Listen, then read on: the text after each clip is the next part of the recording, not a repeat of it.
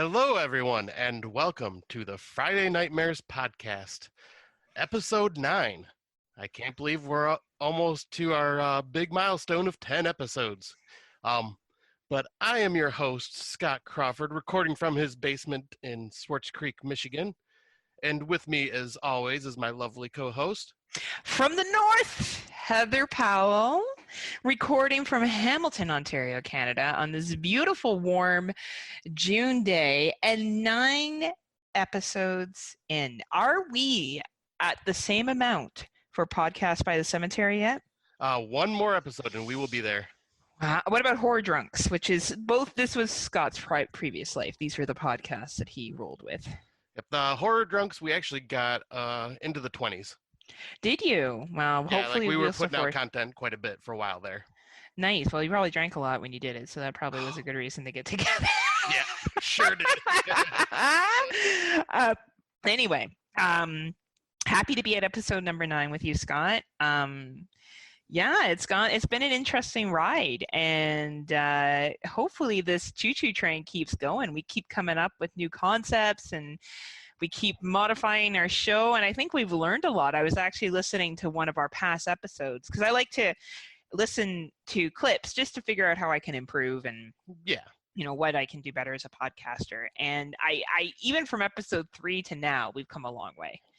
Oh, we have. Like I think the whole like us learning how to record online together after COVID happened and putting out content more often because we were at the point we were just doing once a month. Mm-hmm. So us putting content out every 2 weeks now, I think it's just the practice has really helped, and we've learned a lot, and we listen to other shows too, so we like pick up on ideas from them too. Yeah, absolutely. You're 100% right. We really have beginning to hone our craft a little bit more. You had a lot more experience than I did coming into this, mind you. I'm still a newbie, but I think I've done pretty good. It's going to be a year, just over a year now that I've been podcasting. So. Yeah, and you've come a long way and done amazing. So, and I will have to say, like, I was more with the other podcasts. They were movie review stuff. So doing the whole research and theme ideas now instead of like actually reviewing movies, that took some getting used to for me. Like I wasn't used to that type of deal, and I feel like I've gotten better as we've progressed as well. Yeah, I think it's a tough thing, but we needed to do something different because I agreed with another podcaster said once there's too many podcasts, and I think if everyone just keeps reviewing movies, as we talked about before, there's people that already do it very well, and I think it's important to be different. I think it's important to bring a different flair to things, and for however long this ride goes for, we're going to definitely enjoy it and live every moment of it and keep watching these 2020 films because our watch list is climbing. Oh my gosh, we can talk about it already, but I have already surpassed the amount of new watches that I did last year. And last year was my record, which was 50 2019 horror films. And now I'm at 64 already, and it's not even halfway through the year yet. It's funny. I only watched, I think, 25 movies last year that were 2020 films. And up to that point... 2019? 2025. Yeah, I went ahead in the future. But when I think about the 25 films I watched, they were all theatrical releases. None of them... No, that's not true. A couple were Netflix. So I watched The Perfection, and I think there was another one I watched that was Velvet Buzzsaw that was on Netflix as well. Yep, and then Lords of Chaos and The Nightingale. Oh yeah, so those. But that was more or less because I met you and you kind of exposed me to those. Like I don't think I would have watched them or even heard about them, to be honest with you, otherwise. Now I watch a lot more international films, a lot of French films, Spanish films. I watched my first Arabic film this week as well. Same here. Yeah, which was fucking phenomenal. What a great film. Yeah, we'll get into that. Yeah, very shortly here. Yeah. So, it's nice, and it has really broadened my perspective and knowledge, and I still would never cut up somebody if they don't do that. I think that's their jam, and you do you. But for me, the growth that I've gotten from it and being able to understand what goes into making a movie, I have so much more appreciation. Like it really just helps open up your eyes to everything that's out there. It absolutely does. And yeah, just with the especially the volume of movies that we have watched in this year, like I already had an appreciation for a lot of this stuff beforehand because I've seen quite a bit of movies through Mm-hmm. podcasting and just on my own. But like now I'm going and trying to find films I've either missed out on or things that I've like just been curious about and just throw it on now and have no qualms. And now I'm just like learning more and more than I thought I would. Absolutely, right? No, it's been good, and I think that's a good thing about 2020 because I think it's very easy to shit all over 2020, and it's been a rough go. Um, and I think the only thing that I would like to share with my Americans brothers and sisters is that I think it's great. Certain things have come to light this week or the last week that has been going on for over 200 years. And I Yep. think it's very important more than anything that everybody enacts their voices this November and votes. I think if we want to see real change, you need to be the real change, and it comes from more than just sharing on social media, and it comes from more from just talking about it. It comes to action. So Yep. I'm hopeful for my American friends that they all go out and vote for. Do you guys still have primaries? Is that still happening? Yep. Okay. The Michigan already had their primaries. Okay. So for any states that have remaining primaries, and then is it because we don't have primaries in Canada, we just have like a voting day and you go and vote. But what would be November considered for the presidential election? Is that just called the presidential election? I think so, yes. Okay. I think that's the actual term. Okay. So, hopefully everyone exercise that right, and we can be the change that we're advocating with our lips, with our actions. Yep, because I will be there as soon as the ballot doors are open. Oh, good for you. I'm always pleased when I hear people voting across everywhere because it's a privilege to vote in a democratic society, right? So that's very exciting. So that's I think that's all we're going to stay on that, and we're just going to get into movies. Unless you wanted to add anything, Scott. No, I think we can just jump right into the what we've been watching segment. Excellent. So I think the first movie I'm seeing on our list here, I know the first movie I'm seeing on the list here is 122, which is available on Netflix. Or I guess 122, I guess you could say, 122. And it is an Arabic horror film, kind of like a slasher. And I loved this film. I don't have my letterbox in front of me, but I think it's number 3 for me right now. Yeah, I think that's what you told me it was. Yeah. And what a wild ride from start to finish. And there's the one actor in it, one of the doctors looked really familiar to me.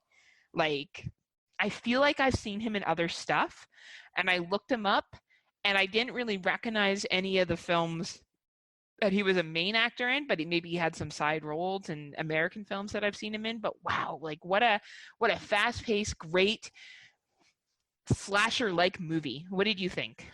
Oh, I had a blast with this one. Because you watched it first and then told me you need to see this like as soon as you can. So I think it was that exact same night I jumped on and checked it out, and yeah, I didn't know what to expect. I read no synopsis. You didn't really tell me much about it, like just accept that it was really good. And so I went in completely blind and just had a fun time with this film. Like I was really impressed with the acting, especially from the two main leads. Like you really felt for them, and like you were, their chemistry together really worked well, and everything that goes on between the two of them and the stuff they have to deal with, like yeah, really, really well made film. And like you said, it's like pretty much from start to finish nonstop. Yeah, and like even there's some scenes in it that are really suspenseful. Like I found that I couldn't look away. And yeah, like it's a slasher, so there's some parts where you have to suspend your disbelief, right? Like you kind of got to be like, okay, like if I'm willing to accept this in Friday the 13th, I should be willing to accept this in this film. Yeah, because there was one thing that I brought up, and you're like, you said that exact same thing, and I'm like, yep, that's pretty much how I feel about it. I was just kind of curious. Yeah, because like really, if I think when you watch a slasher, you kind of look at it and you go, obviously those are choices on steroids or ridiculous plot points that are thrown in to kind of make the flow work. And it made the flow work. Like at the end of the day, it made the flow work, right? So, and really good special effects, like really, really well made. So it's on Netflix. It's a free watch. It's a 2020 watch. I highly, highly, highly recommend it. Check it out. Yep, same here. Got the Friday Nightmares podcast stamp of approval. Absolutely. Then yeah, the next one, also another one that you told me about, and like I I may have to let you talk about this one more because I know Hmm. your love for this one, but that is Miss Serial Killer from 2020, and this was a Hindi film, right? Yes, it is. It's a Hindi film. Yeah. So, what were your thoughts on this? Well, I really enjoyed it. It's not your typical Bollywood film. I did watch another one called Psycho that is very Bollywood. It's 2.5 hours long, and there's some singing and very much a Bollywood love story in it. It's well done, but this one is definitely more westernized. So if you want to watch something that has more of a Western flavor with some South Asian references in it, it's a really, really good movie, especially like what I loved is that they had a pop-up wedding chapel in it, Oh and yeah. they had which I thought was actually a Sikh ceremony, but I don't think they were speaking Punjabi because I actually do speak some Punjabi. I took Punjabi classes because my ex-husband was South Asian, so I can pick up, and there's some similar words in Hindi, but they're wearing red, and red is the color that brides wear. Um, Okay. on their wedding day in the South Asian culture. So anyway, I thought that was really cool. That was, that's a little bit of a spoiler, but it's not, you don't know who's getting married, but there's a pop-up chapel in it, which I thought was really cool that they kind of pulled that kind of like running away and getting married together. Right. Um, so yeah, I loved it. I thought the special effects were great. There's some great twists in it. The main character is awesome. I think she's got some real acting chops. There's some funny ass scenes in it. There's Oh some my great gosh. Yeah. dialogue in it. Very modern. Very and it reflects South Asian culture today. And I like that. I think as someone who probably has a little bit more knowledge of South Asian culture than other people that are white, simply just because of the time I spent within people from that culture and being married to someone from that culture and who's been to India. It's definitely more reflective of what India is like now, not I think not like what we think it is, right? So Right. I really like that about it. What did you think? Did you think the kills were cool? What was your jam? Yeah. This once again was one of those where you're like, you need to see this, and you told me like watch this one before I watch Psycho, just so I can Yeah. kind of get a taste of what it's like before I jump into like the more Bollywood one. Um, and yeah, I really enjoyed this. This was a lot of fun. It's not as high for me as it is for you, obviously, like for different reasons, but like I just had a blast with this. For one, I did not expect the comedy in this at all. Oh yeah, there's some good comedy. And oh my gosh, there were lines in this that just made me laugh my ass off. Like I was not expecting it and just kind of slapped me in the face out of nowhere. And yeah, just a really fun movie, really cool story. The interactions between the main girl and the other girl in the group in the movie, like just funny as hell. Oh Uh, yeah. and yeah, I think we were talking to Brandon from Exploding Heads, and I agree with him that this deserves a sequel. Like I would love to see a sequel to this. Absolutely. And it goes to show you that like South Asian films can be edgy. There's a lot of swearing and stuff in this. Like Yeah. there's some language that's used and they talk about some really like sexualized things. And I'm really glad that they did that. And yes, I definitely do have a connection to the South Asian culture and an understanding. And there was definitely some stuff in there that if you didn't understand the South Asian culture, you weren't going to get it. Right. There was some winks to the audience for obviously people that are South Asian watching it, but it was great, and it's on Netflix. Like out of some of the shit we paid for, like I would have paid for these two films, both 122 and Miss Serial Killer, any day of the week over some of the other crap that we've Oh, paid for. Oh my god! absolutely. Like talk about a difference. So I guess I'll move on to the next. Also on Netflix, Dangerous Lies. It's it's a 2020 film. Um, it's like a Lifetime movie. If you like Lifetime movies a lot and you want a decent little like bubblegum, like real bubblegum watch, it's fine. But I think for serious horror fans, they're not going to enjoy this. It reminds me so much of the movie that came out last year, and I can't remember the name of it, but this woman is in an accident and she goes to the hospital and like her husband comes to get her, but it's not really her husband.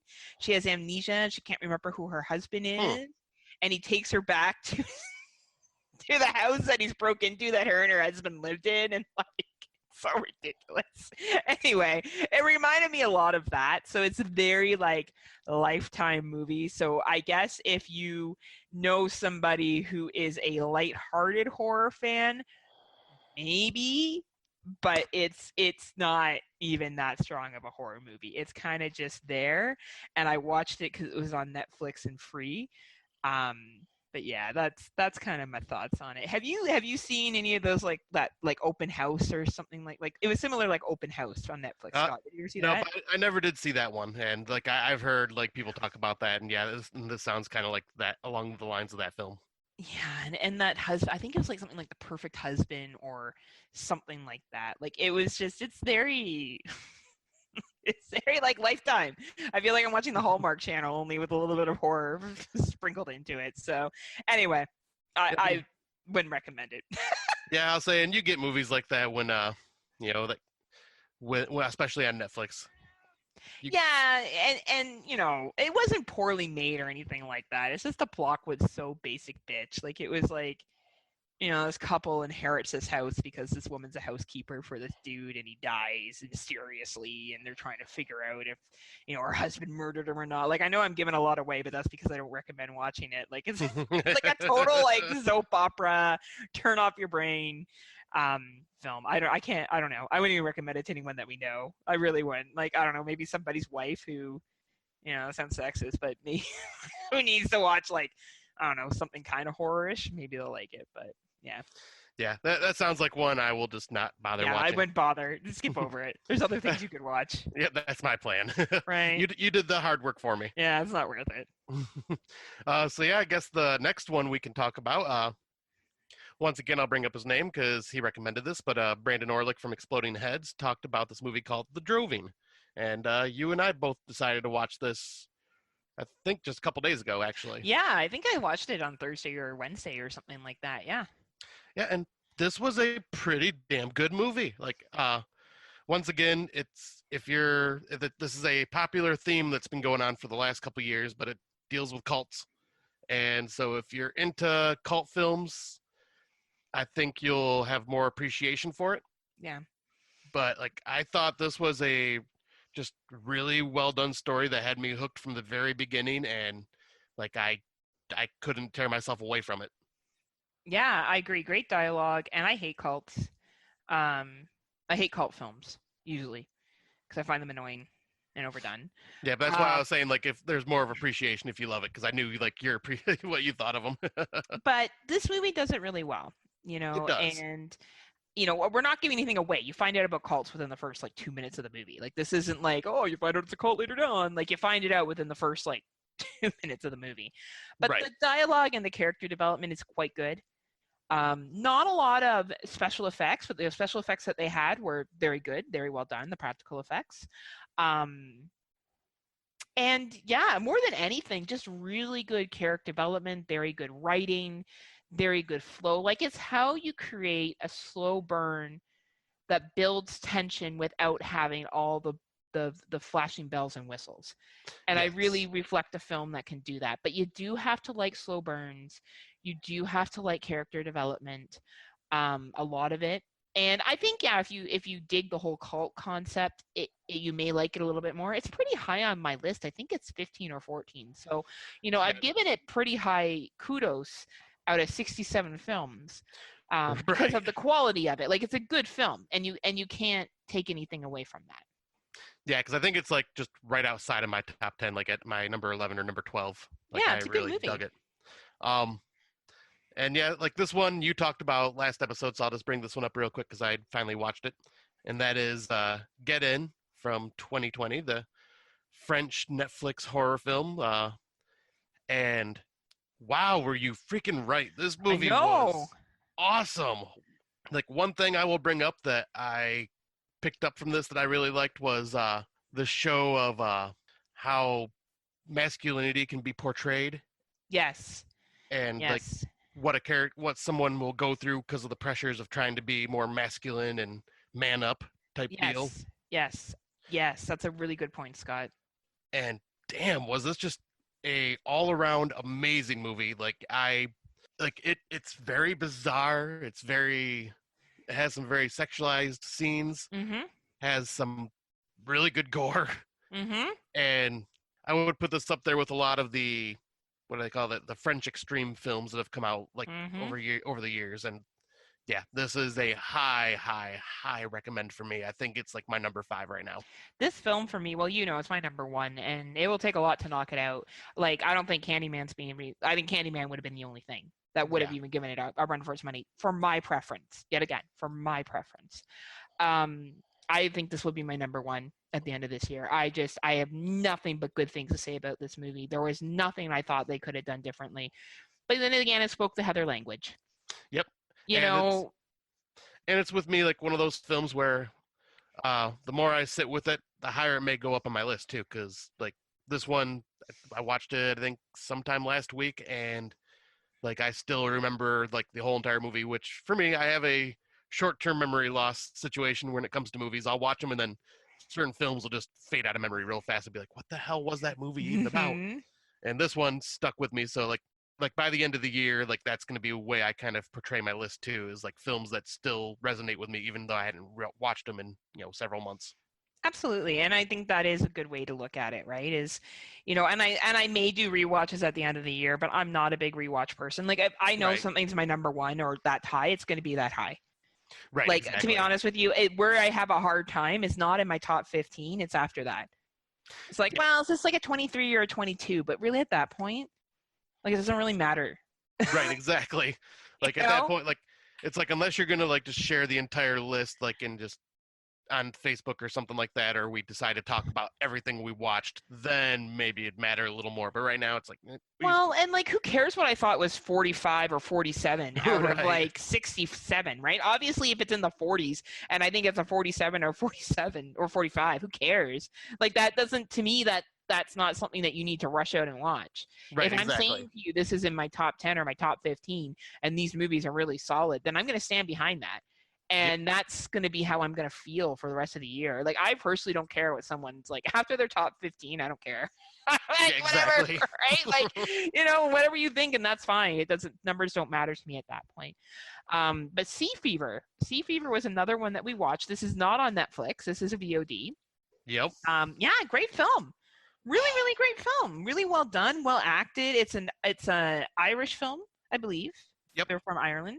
So a little bit of thick accents. They were talking about this for Horror for Dummies a couple weeks ago, and I would agree, thick accents, but like I didn't have any difficulties understanding them, but some great acting, like to the point where I got angry at certain characters. And yes, you did. We've talked about this before. If a character can, bring anger or emotion from you, that's the sign of a good actor. Yep, and I completely agree. And this movie was one that I'd heard, through the grapevine of the podcasting community and things, and got me really excited to see it. And yeah, this film did not disappoint. Like, I love the claustrophobia of them just being stranded on this boat out in the middle of the ocean. And then the whole paranoia and like mistrust that happens along the lines of The Thing. Yes, very much so. Only in a boat. Yeah. And man, like it had a very Lovecraft feel to it, to me, like to an extent, like with the madness and all that stuff that goes on. Yeah. But man, like the effects in this were really freaking good too, and very gory. And yeah, like just the story in general and just the way everything happens, like just it was a Scott movie through and through. Like absolutely, it's a great film. It wasn't as high for me, I think, but it's in my top 10. Like, how could it not be? Yeah, the acting in it alone is phenomenal, and the subtleness of the ethical dilemmas that run through the film, and connecting to modern to really what's happening now too, with stuff that's happening around the world. It was really well done. Like it was a really, really good film, and not super high budget. Yet again, like not a blockbuster in the sense of like, oh, look at all this money we pumped into it, but a film that just used their set and their actors and what they had well. They just used it well, and the writing was good. And I'm beginning to wonder if movies like Get In, Sea Fever, if it's that writing that really and the droving that really kind of just narrows it down, having good writers that Yeah, can write a good script. yeah, because the screenwriting is very, very important to a lot of this. Because yeah, like if you can't invest in the characters and like what is going on, then you're not going to enjoy it nearly as much. Yeah, no, I agree. And it's worth the rental. So there's some that we listed off that are free on Netflix and Netflix Canada and the United States. But this one is definitely worth the money. If you're interested in renting it, I definitely recommend it. Yep, and this one can be rented on Amazon Prime for the US. And it can be rented on Google Play as well as iTunes. Nice. The one other one that you and I both ended up watching was The Siren from 2020, which is Yeah. an exclusive on Shudder. Mm-hmm. Mm-hmm. And this one could have pretty much tied into our theme for our episode today, but I didn't want to get into spoilers with this one because it's so Yeah. new. But it's pretty much about a cursed woman that ends up being a siren, and like she ends up pretty much just like not being able to control her urges when she wants to, and just there wasn't a lot of big characters to this one. It was just a very small cast. Mm-hmm.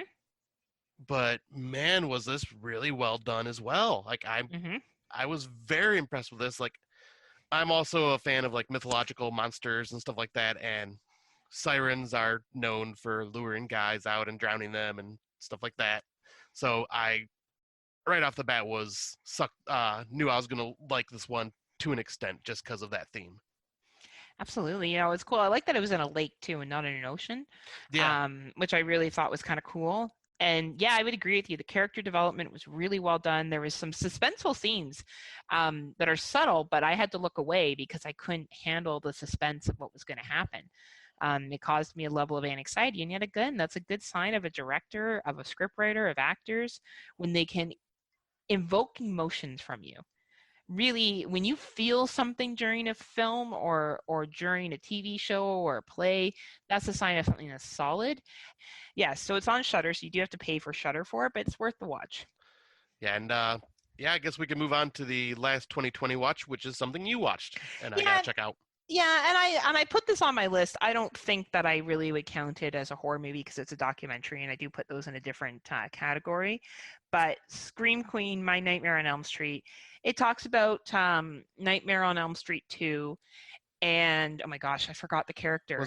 Is his name Jesse? I think. Jesse, but And it's Mark not Patton. Mark Patton. Thank you. Oh my goodness, I just had a complete like, it's all that partying from last night. Anyway, Mark Patton, and he does a really good job talking about his experiences with the aftermath of Scream Queen, My Nightmare on Elm Street. Talks a lot about his experience as a gay man in Hollywood, particularly in the 80s and 90s with HIV and AIDS. A lot of lack of education and understanding of HIV and AIDS, which results in prejudice and discrimination. So he talks about that. He talks about confronting the screenwriter about how it was written, that there was always this belief that Mark Patton made it gayer, quote unquote, but it was written with obviously some scenes in it. To be honest with you, when I first saw Nightmare on Elm Street 2, I was one of those people that I didn't pick up on any of that. Nope, neither did I. I was just like, oh yeah, they're at a I guess that may be a gay bar. Like I didn't even think about it. I didn't think about some of the lines of like, she wants to sleep with you or you're here with me or whatever the case was. I never thought about like Freddie was his own internal struggle with demons about his sexuality. Like I never read into that at all. I just thought the coach was like creepy pervert Right. that like was trying to molest Jesse. Like I didn't read into that. It was only when I heard people talk about it that I went, oh yeah. Oh yeah, I guess I see that. Yeah. So you know what? I guess there's just some people out there that are more aware of that and others that are not. And I fall into that area of others that are not. But it's a really good documentary. I think it takes a lot of courage to talk about any kind of experience. The fact that he was sick for a long time, the fact that he's back doing these conventions, the fact that he's now owning the role and owning the impact that it's had on gentlemen that identify as homosexual, and almost like he's given them a voice. And to me, that is the most inspiring thing that someone can do, is they can be that that role model or that voice of this person got out of this situation, I can get out of this situation. This Right. person's proud to be gay, bi, trans, whatever. I can be proud to be gay. And that's huge. You know, as a heterosexual white woman, I don't understand that and I never will. Right. And it's inspiring to me to hear other stories so I can learn and appreciate and empathize. Never fully get. I will never get it, but I can at least empathize and learn, and that's the most important thing. Absolutely. And yeah, this is one that I am definitely planning on watching probably like this weekend or next week. Like, yeah, because I was my personal opinions with part two when I'd seen it. Like, this is young Scott talking because I haven't watched it in a very very long time, but I wasn't really that big of a fan of it. And Mm, like you, I didn't catch on to a lot of the homosexual themes in it and things like that. I just seen it as another Nightmare on Elm Street movie. yeah. And but I wasn't the biggest fan of this one. But after hearing everything about it, like over the years, and then this documentary coming out, I want to watch this, and then at some point, I will rewatch part two, and I bet you I will have a much bigger, broader respect for that film. You know what's funny? I actually really like part two. I like all of them, but and like a lot of people shit on that pool scene. I thought that pool scene was sick. Yeah, that was one of like that. Like, That scene is awesome. yeah, and I thought like where he corners Jesse in the hallway, and he, you know, you got the body, I got the brains. Like I thought there were some fucking killer lines from that film. But I'm a big Nightmare fan. I like all the Nightmares. So with part six being one of the toughest ones to get through, but I can still Hmm. enjoy it when I watch it. So yeah, anyway, I think it's just, and they talk a lot about HIV and AIDS in that, and it still blows my mind how lack of knowledge people have of HIV and AIDS. Like Yeah, how it's transmitted in 2020. Um yeah, it's interesting. And I'll just leave it at that. I think yeah. that we still have a long way to go, and I think events have proven in the past several years for lots of different things that we don't have a good understanding of history in our countries, No, we do not. and why things have occurred and how we've got to this point, or even how diseases are transferred. So hopefully people continue to educate themselves, and this is a great documentary in order to do that, and just learning about yet again more about the movie industry and what was going on at that time. Yeah, that I will definitely be watching this, and then I will bring it back up on our next episode and give my thoughts on it as well. Awesome. Yeah, then I guess we can jump into our list of older films. We did watch a bunch more, but a lot of those are going to be tied for our theme, so we're just going to bring those up in our main topic. But I will talk about one that I've always been curious about because I love the cover art for it, and that is The Unnamable from 1988. And this is a Lovecraft story. So, of course, Scott had to go and watch it. It's a 10 out of 10 just because it's Um, Lovecraft. damn near, I think it was a 9 out of 10 that I Oh, rated. see, of course. I loved this movie. Like, this one didn't have to do with like a lot of the like madness inducing stuff that Lovecraft is known for. This one is more just like a very creepy ass monster. It's a monster movie. Mm, And man, this film just was absolutely enthralling to me. Total 80s monster film.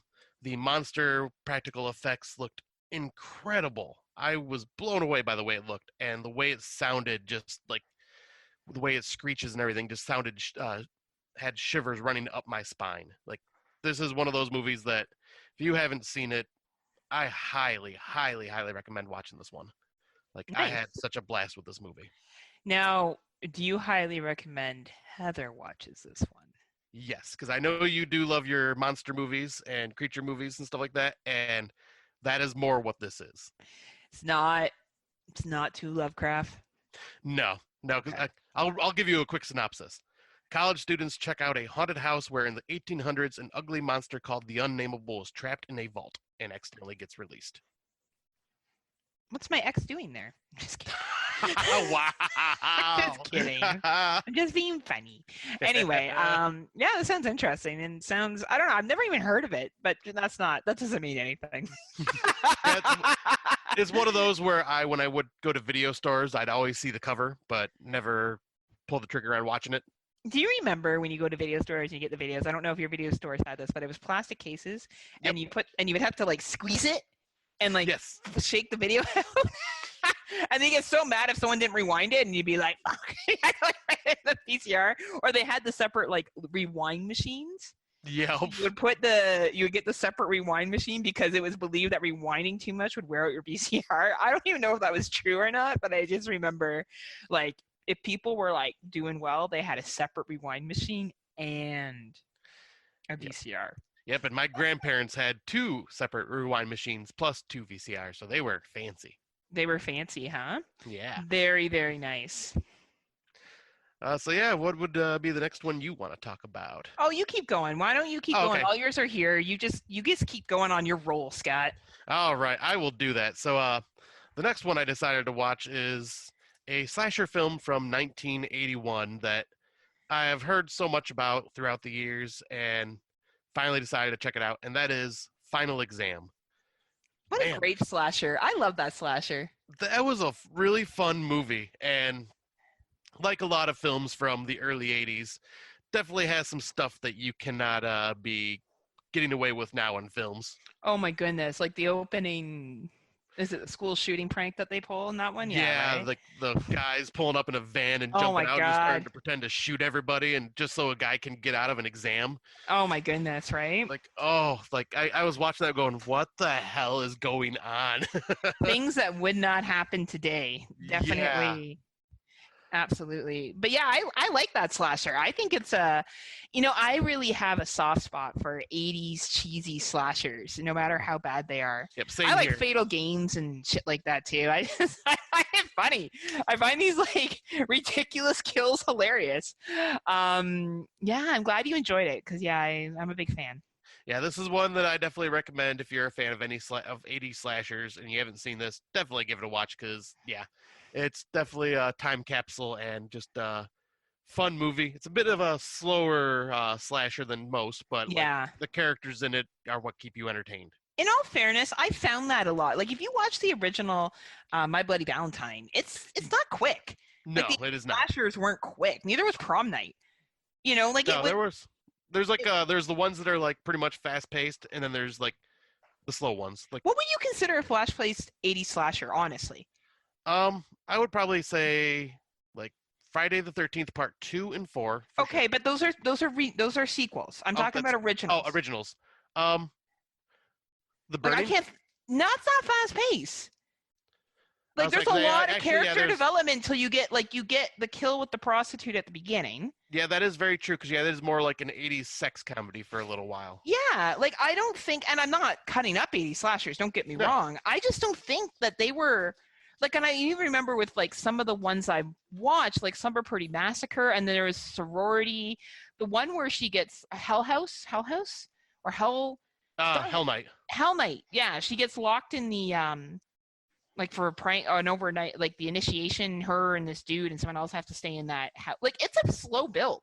That is true. Yeah. Like now I'm thinking back on it. Yeah. I think a lot of those 80s slashers that were not like franchises were slow builds because I think that's what I was basing it on was like the 80s franchise slash. Yeah. Like of course, absolutely. You look at sequels, they're a little more quicker, but if we look at the original Friday the 13th, yeah, that was a slow burn. Like if you were to sit down a 12-year-old today, of course, depending on the 12-year-old, and be like, oh man, there's this great slasher. It's called Friday the 13th. It's really, really fun. They'd be like, bored for 45 minutes. They'd be like, so when shit going down, right? Like, right. And the kills aren't as like, graphic or whatever as we have today, but like, it's an interesting concept that people will be like, oh, I don't like burns. I don't like slow burns, but I love 1980 slashers. And you're like, well, it's like, well, you may want to rethink that a bit. Like they're not necessarily like speedy out of the gate, right? I just think it's interesting. Yeah. That's a good point because I never even thought of that way before. But yeah, that makes a lot of sense. They just do. They're good at building and that's important. Like, you need to, and whether it's Terror Train, where it's the nerd that got humiliated, or Prom Night, where he saw his sister get killed. Like, I know we're giving spoilers here, but hopefully people have seen these, pretty classic slasher films, Right. from the 80s. Like, it does, build up to that. Like, if you just had, like what Scream did, with that right out of the gate, really intense opening scene. Yep. All the Screams did that. Every single one, it was an intense opening scene, and then it tended to go more like this. Except for 3. I think 3 does a lot more of this before it gets there, but 1 had a lot of jumps. Just for the listeners, you're moving your hands up and down like a wave. And then... Yeah, I don't know why Scott is like describe video for me right now, I guess. But yeah, like it's like, it's interesting. I just think it's a fascinating thing that, a lot of the original slashers definitely were more about some plot development going on, so you cared about the characters. Like, you had to have some kind of investment. Like, really, we cared about Drew Barrymore because it was Drew Barrymore. Right. Right? Like, you see Drew Barrymore get killed in the first 5 minutes of a film, you're like, holy fuck, anything can happen. Right, but that's because it was Drew Barrymore. Right? Like, if she had been some random blonde chick that they had pulled, no one would have given a shit, right? Like, they would have been like, all right, well, some chick's dead. That was really smart. It was smart on Wes Craven. I think that's a really interesting. Anyway, who knew that talking about Final Exam would get me on this like tangent? But I just think it was an interesting thing to bring up. So yeah, I'll say I'm glad we did. That was a good conversation, and opened my eyes to something I never really thought of. I know, I'm just really smart, Scott. You should just. You so smart, Heather. Listen to me the entire time. I do. That's really what it is. It's just me educating Scott for. Yeah. What we're doing is we're recording a show that is a Heather solo cast, and I'm just the listener that's agreeing with her. That's funny. But we could jump on to the next 2 movies that I watched, which you brought up last episode, and that was 13 and 14 Cameras from 2015 and 2018. I was partway through 13 Cameras when you had watched it, and these were pretty good films. That guy is extremely gross and creepy, and that builds up a lot of tension with that first film. Mm-hmm. The second film just goes a little bananas with some of the things it decides to bring in, what was it? The time jump does not make sense for certain characters. Yeah, it does get a little dicey, but like, I'll say they're still fun watches. It's a total like, oh shit, this made money, we should make a sequel. Yep, exactly. But these were both on Netflix, and I highly recommend them. I don't need to say much more because Heather did a great job talking about them last week. I just wanted to, mention that I had seen them, and that I also thought they were very enjoyable. Just the first one is better, the second one is a little less, but also recommend watching them almost like back to back. Yeah, I think back to back's a good idea. It allows it makes a little more sense, right? Like, well, as much sense as these 2 movies can make together, but right. And then I have one more that I will bring up that was from 1980, and that is He Knows You're Alone. Oh, yeah. Recommended by Miss Powell herself. Yeah, because I like 80s slashers. And wow. I'm glad you brought this one up because this was a lot of freaking fun as well, and also kind of sort of, in a way, ties into the urban legend theme. Like, but this is, a very fun slasher and a first appearance of Tom Hanks, briefly. Yep. He has like a little minor role in it. Really, like, his role is pointless. Yeah, it literally is. There's no reason for it. Like, he just kind of showed up and was like there, but that's fine. We all need to get our start somewhere. Exactly. And I'm going to read the quick synopsis, but a young bride-to-be is being stalked upon by a serial killer in Staten Island. She gets help from a former lover, but will they manage to escape? And this was just another all-around fun slasher film that I somehow never knew about for the longest time. I think actually I didn't hear about it till you told me about it. And I am glad I watched this. This one was a very fun movie, and I highly recommend any slasher fans check this out if they haven't seen it. So if this was a Horrors for Dummy episode, you would be... I would be the dummy. Just kidding. I mean, I am always the dummy anyway, so. But yeah, so Scott can do a describe video for me. I'm gonna do a pretend shot of what the woman looks like with the phone. Basically just opened my eyes super wide and like gave this odd face because that's what the cover is, right? I think this is a slow movie, you know, like it's actually one of the slower movies from the 80s, but I love it. I think it's great. I think it's great build, and you know, it's really, really entertaining. So I'm glad you dug it. I'm glad you enjoyed it. Yeah, well, I'll say I think you and I have both learned each other's tastes fairly well throughout our time working together and knowing each other. So I think like you can recommend movies to me and know that I will like it, or you're just at least curious on my thoughts on it. Same, and vice versa with me to you. Well, or I like telling you that you're wrong. Yeah, you do like to do that too. I'm such a bully. People listen to the show, they probably think I'm a nice person. If only you've seen our real conversation. I'm nice enough. We'll put it that way. I'm nice enough. So you can chime in with this one, my friend, because you were involved in the Kickstarter, I think. Yes. Never Hike Alone. It's a fan film. Yes, a Friday the 13th fan film. This is how a low-budget Friday the 13th sequel can be done right. Yeah, like what a good movie. And so Rebecca from In the Mic of Madness is interviewing the director on the next episode with Venom. And I think that's awesome. Like I think she's a badass chick. She's cool. But yeah, like what a great film and great plot, like simple character development. And I thought there was some reasoning behind the naming of the characters at the end, the ambulance drivers and stuff, like Tommy and something like that. Like, well, yeah, because they were tying it into the other movies. Yep, because the guy that was the ambulance driver is Tommy Jarvis in Part 6. Oh, that's who it was. I thought so. That's Tom Matthews. So. I thought so. Yeah. So I was like, I thought that was funny. I thought that was really clever, actually. Like a nice tie back. I thought it was really awesome how they brought it back in like that, and even brought Tom Matthews back for that role. Yeah, I thought that was really cool. And it's only about an hour long, but it's perfect. You know, it's a perfect length for that movie, and it's really, really well done. Yeah, I enjoyed it quite a bit. I don't know where it was filmed. Do you know where it was filmed? I could probably look that up real quick, but yeah, I was gonna say, when this first came out, it came out on Friday the 13th, and it was instantly available on YouTube, like for free. That's how they promoted it, and that's how I watched it for the first time, and that was before I did the Kickstarter. I ended up doing the Kickstarter for the Never Hike Alone, or Don't Hike in the Snow, or something like that. I can't remember the title of that one, but no, the Kickstarter I invested in was for the Blu-ray of Never Hike Alone because they hadn't made copies yet. Okay.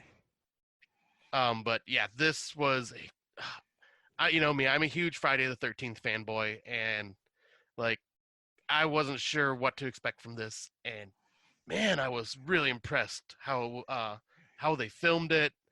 The person that got to play Jason was really imposing and intimidating. Yeah. But yeah, I love this movie, and like it's one of those now, like on Friday the 13th, I will watch this with like the actual franchise movies. Yeah, it was great. It was nice to see people do a fan film and really breathe some good life into the. Heck, I liked it better than I like some of the other Friday the 13th, to be quite honest with you. It's same here. Like I would probably rank it higher than some of them. So yeah, in the sequel. Film. Yeah, it's because I would definitely say it's better than pretty much everything after Part 7 for sure. Yeah, like I'm not a big fan of Jason Goes to Hell. I'm not. I don't think it's a horrible movie, and I don't shit on it, but I'm not a big fan of it. I find it boring. Yeah. I prefer if someone said Never Hike Alone or Jason Goes to Hell, I'd be Never Hike Alone. Yep. It's old school slasher style. Well, and I just find it more entertaining, to be honest with you. And I find the flows better. And, I was never a big fan of Jason hopping from body to body. Yet again, if that's your jam, like, knock your socks off. I just thought that it was stupid. And it was just a weird redheaded stepchild of the franchise. Well, and you know what? There's some people that love it, and that's fine. To me, it didn't fit with me. Doesn't mean it's a bad movie. It just means it didn't fit with me. Like, I don't mind Jason Goes to Space or Jason X. I thought it was silly, but I figured at that point they're just so desperate to make movies and try to get whatever money they can out of it. Like it was, it was just there. Right. So it was nice to see something, and I like the remake. I like the 2000 Yep, so do I. remake. But yeah, this was great. So I'm looking forward to their sequel or follow up to this. Yep, and I looked up the sequel name, and it's Never Hike Alone, Never Hike in the Snow. Oh yeah, so people have always wanted a snow Jason, so this is going to be, every fan's dream come true. Right, exactly. And I tried looking up where it was filmed, and I couldn't find any information. So yeah, I'm just curious. It looked like it was filmed at a camp or whatever. So yeah. The other one I watched was Rogue, 2007. It's an Aussie film about a killer crocodile. Yeah, it was fine. It was okay. I was really worried about the dog throughout it. I knew you would be.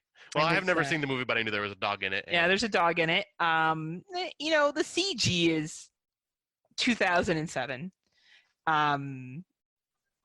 which is fine.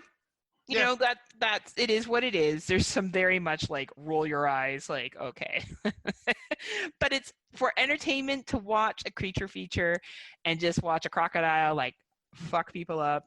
Not a bad watch. Yeah, that's kind of like along the lines of how I felt about Blackwater. Yeah. Like, it's not the worst crocodile movie I've ever seen, and I would prefer like Placid more. I would. Okay. That's me. I'm sure there's people out there like, no, Rogue's better, and that's fine. There was parts of it that I was like, nah, just didn't do it for me. And there's parts of like Placid too that don't do it for me either. I just find that one more comical and parts of it really funny and same to watch, here. Right? I mean, it's got Betty White in it too, so that's just awesome. Betty White's such a badass. She is. Hell House, good film, excellent movie. Was thinking of using it for our Urban Legends section because we're talking about urban legends. I don't know if Scott talked about that. Yeah, I don't think I actually brought that up. I want to make see, Scott's a bad host. He has to describe what I'm doing, but he can't remember our topics. So we're talking about urban legends today. Poor Scott. He's going to be looking for a new host with him after episode 10. But so Hell House was going to be on the list there, but I didn't feel like I could talk about it as much as I wanted to the theme I wanted to use, but very, very good film. Very good found footage film. Makes found footage look good. I'll put it that way. Nice. Worth the watch. Have you seen it? No, this is one that's on the list of first-time watches that I got to check out at some point. Yeah, it's good. It's an entertaining film. It's safe for work, to be honest with you. It's nothing super inappropriate. Right. But it is definitely a ghost story. So you got to be down with like creepy shit happening and maybe some jump scares. So nice. Yeah, I'll have to check this one out soon. I'm sure I'm getting to that point where I'm just like, all right, I'm just kind of scrolling through Shudder now and just kind of clicking on movies I've never seen before.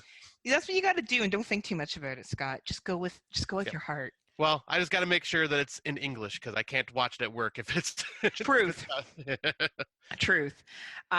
So back to found footage. Let's go back in time to the Blair Witch Project.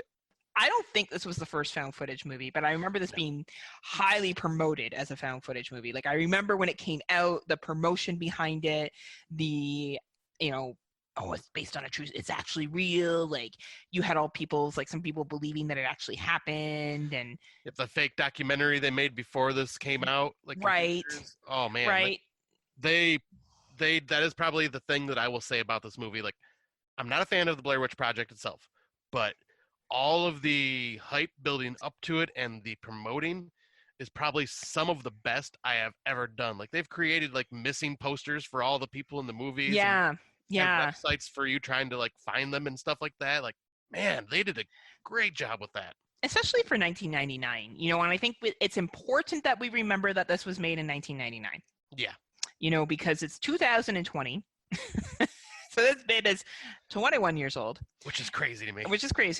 And I remember the first time I watched this, I made out with my boyfriend. So not much watching. This is like most of it. It's like me making out with my boyfriend. Anyway, so I didn't really watch the whole movie. Tells you how interested I was at the time. So now as I didn't make out with anybody. I managed to sit through this whole entire film. I am so proud of you, Heather. Like, wow. I didn't pull people off the street and was like, hey, you want to watch a movie? I'm just kidding. I'm so proud of you. That's an achievement right there. I just managed to sit through a film. So, yeah, not a bad movie. Not a bad movie. I think it would have had more impact in 1999 if I had actually watched it and paid attention to it. I feel like now, with all the other films that have come out, it gets overshadowed. I found, so there's some spoilers here. Like one of the chicks' name, like the main chick is like Heather, right? So like they're yelling at Heather the entire time, and I'm like, man, this Heather chick is a bitch. Like, what's like, yeah, she's kind of like really fucked them over here. Like, so throughout it, I kept thinking like, yeah, I'd be mad too. Like, they have every kind of right to be pissed off right now because she's kind of like screwed them. Right. Right.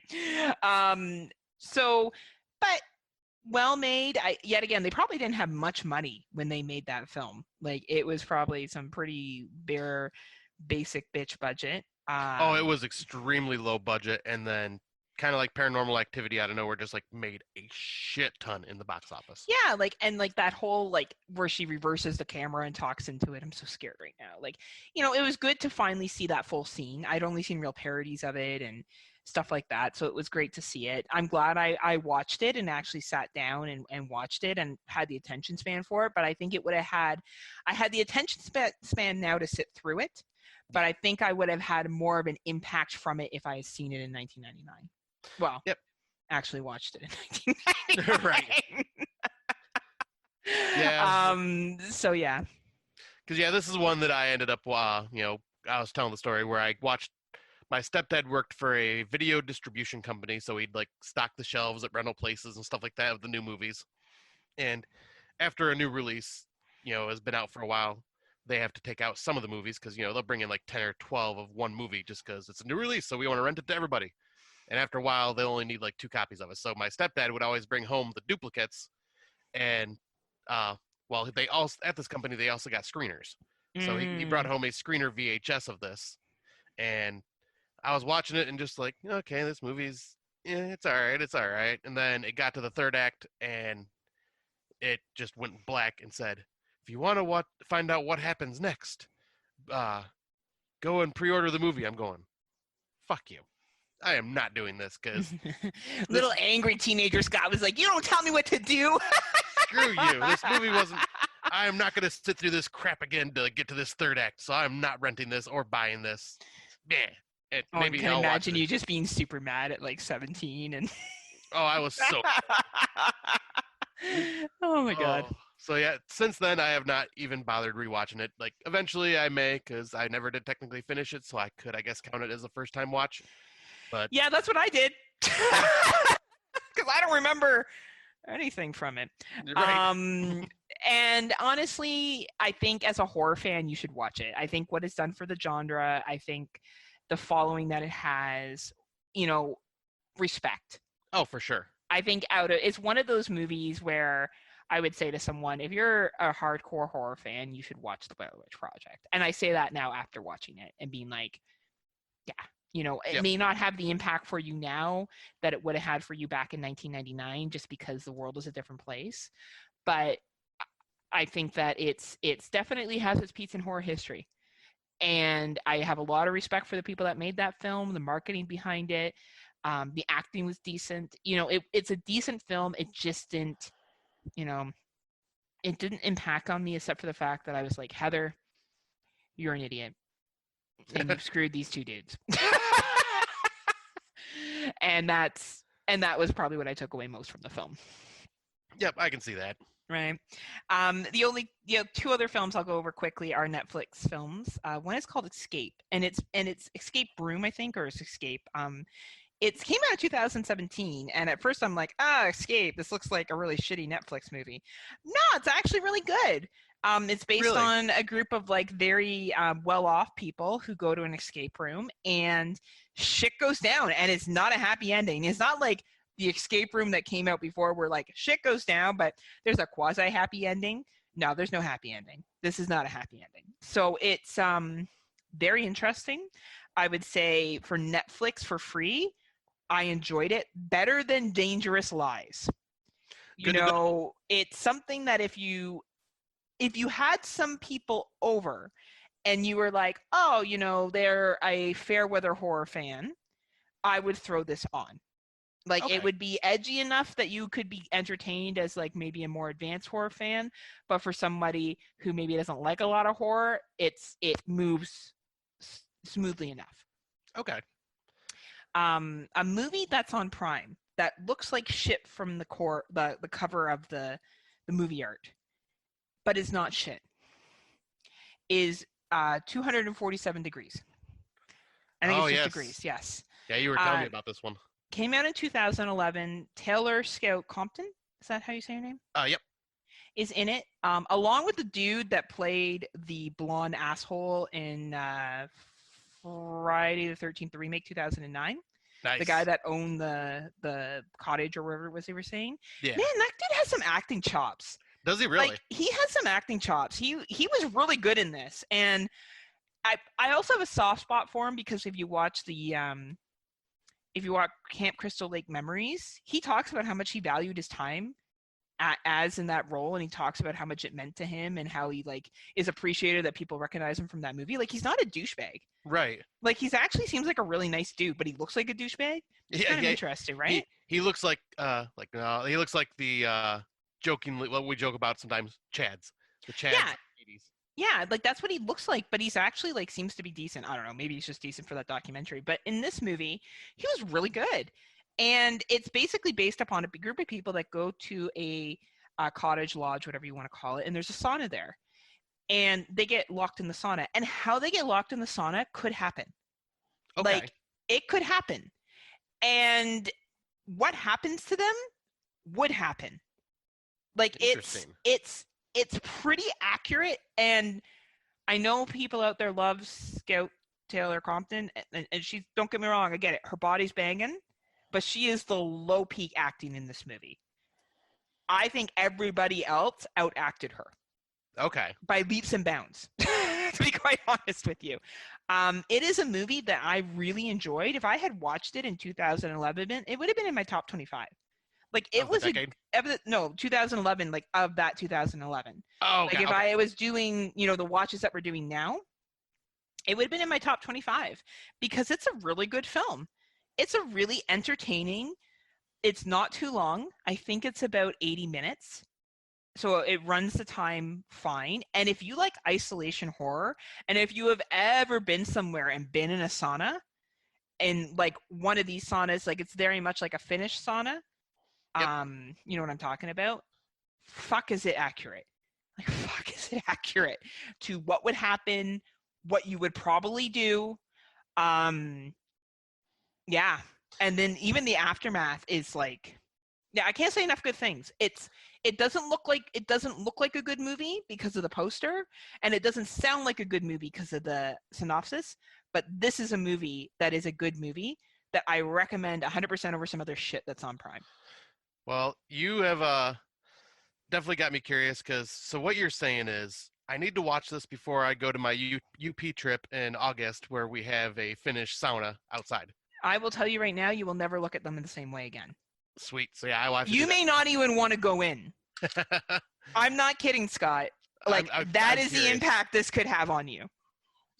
Like, it is a fuck. Like, and I've been in a lot of these, and I'm telling you right now, how they get locked in and what happens to them could happen. I am very curious. Like, yeah, it's well done.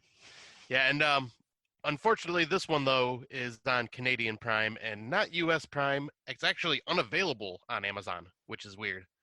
So you may have to pay for it. Yeah, we may have to, there may have to be some other way to watch it because I need to find a way to watch this movie now because I am very curious. I'm telling you, by the end of this year, watch this movie. Okay, like, I feel that, like, it's definitely a summertime movie. It's something that you would watch in the summer, but it's for anyone that has access to Canadian Prime, or I don't know, maybe you have it somewhere else. It is worth the watch. It is not a shitty film on Prime. It is really good.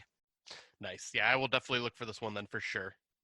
But yeah, I guess that's the end of our extensive watch list. So we can jump into our What We've Been Listening To segment. And, well, I will pass the torch over to Heather for the first show. Like Torch, like Survivor. Yes. That was such a stupid show. Anyway. So And the first season was unique, and then I don't even know. I guess it's still probably running now. I don't watch a lot of It reality probably TV shows, is. so I don't really know. Except for like Top Dog, which is a canine show where dogs compete. That's where I roll. That's my That's the jam. Heather jam right there. That's the Heather jam.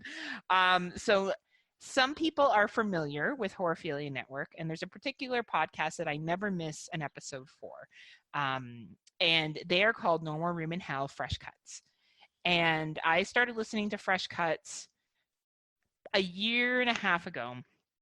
And it is one of the best podcasts, in my opinion, for new films. They go out, they choose a new watch every week. It used to be theater watches, but obviously it's VODs right now, or it's Shudder or Prime or whatever they choose. And they do a review. So it's usually done with Mike Merriman, is the continual host, same with Venom. And then they have multiple guests that come on, and sometimes it's just Mike and Venom. And you know, they're I think they're a popular podcast, but I don't know if they're as popular as they should be, because Mike and Venom are very good. Their chemistry together is phenomenal. They are very respectful of each other's opinions, and the way that they run the show is very professional. Venom is extremely knowledgeable. He knows a lot about films. He has a very extensive background when it comes to film production and just knowledge of things like that. Mike is very knowledgeable as well when it comes to understanding politics and just the way that films are framed. And I really love the way they work off each other. And some of my favorite episodes are ones where Venom hates the movie because he goes into rants and it's really funny. Or when they have big groups on and they talk about films. It's just a really good podcast. If you want to hear a snapshot of a movie and then a spoiler section, because their spoiler section is very extensive. They actually go through the entire film. It has helped me understand movies I didn't get. Yep. It has helped me go back and further appreciate movies, or it's opened my eyes to other movies, because I can hear a spoiler and go watch a movie and it's fine. It doesn't ruin it for me at all. That's just the way I am. So I really recommend checking them out. And they're always coming out with new stuff. They have a mother show, which is No More Room in Hell, which is excellent too. That's usually a theme-based show. But I'll be honest, as much as I do enjoy that show, I am an avid Fresh Cuts. And the moment it comes out, I download it. So I really encourage others to check it out. Yep. And I am the same way. Been a fan of Fresh Cuts for a very long time. And yeah, for the people that don't want spoilers, I recommend listening to the very beginning of whatever movie they're talking about, if you're interested in the film especially, and listen to their non-spoiler section. It's usually short, maybe like anywhere between 10 to 30 minutes, depending on the film and depending on how many people they have on the show. But but they are very good at letting you know when they are going to jump into the spoiler. So it's kind of like breaking it down into two parts. So what I used to do, like especially for films I didn't want to know anything about, just besides like general thoughts, would be I'd listen to it while I was on my way to the theater to go see that specific movie, and then stop at the non-spoiler section, go see the movie, get out of the movie, listen to the spoiler section.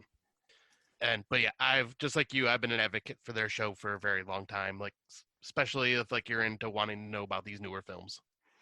And like the chemistry between the two of them, it's really, really good. And I'm very lucky that I've developed, I would say, a very close friendship with Venom, and I've definitely gotten to know Mike more, and I would definitely consider us closer friends now over the past year being a podcaster, and I've learned a lot from them. Being on that show, I've learned a lot from how they podcast and how they review movies, and I feel really lucky to know them. I know that sounds really cheesy, and I know Venom listens to this. He's probably like, "What are you doing, Heather?"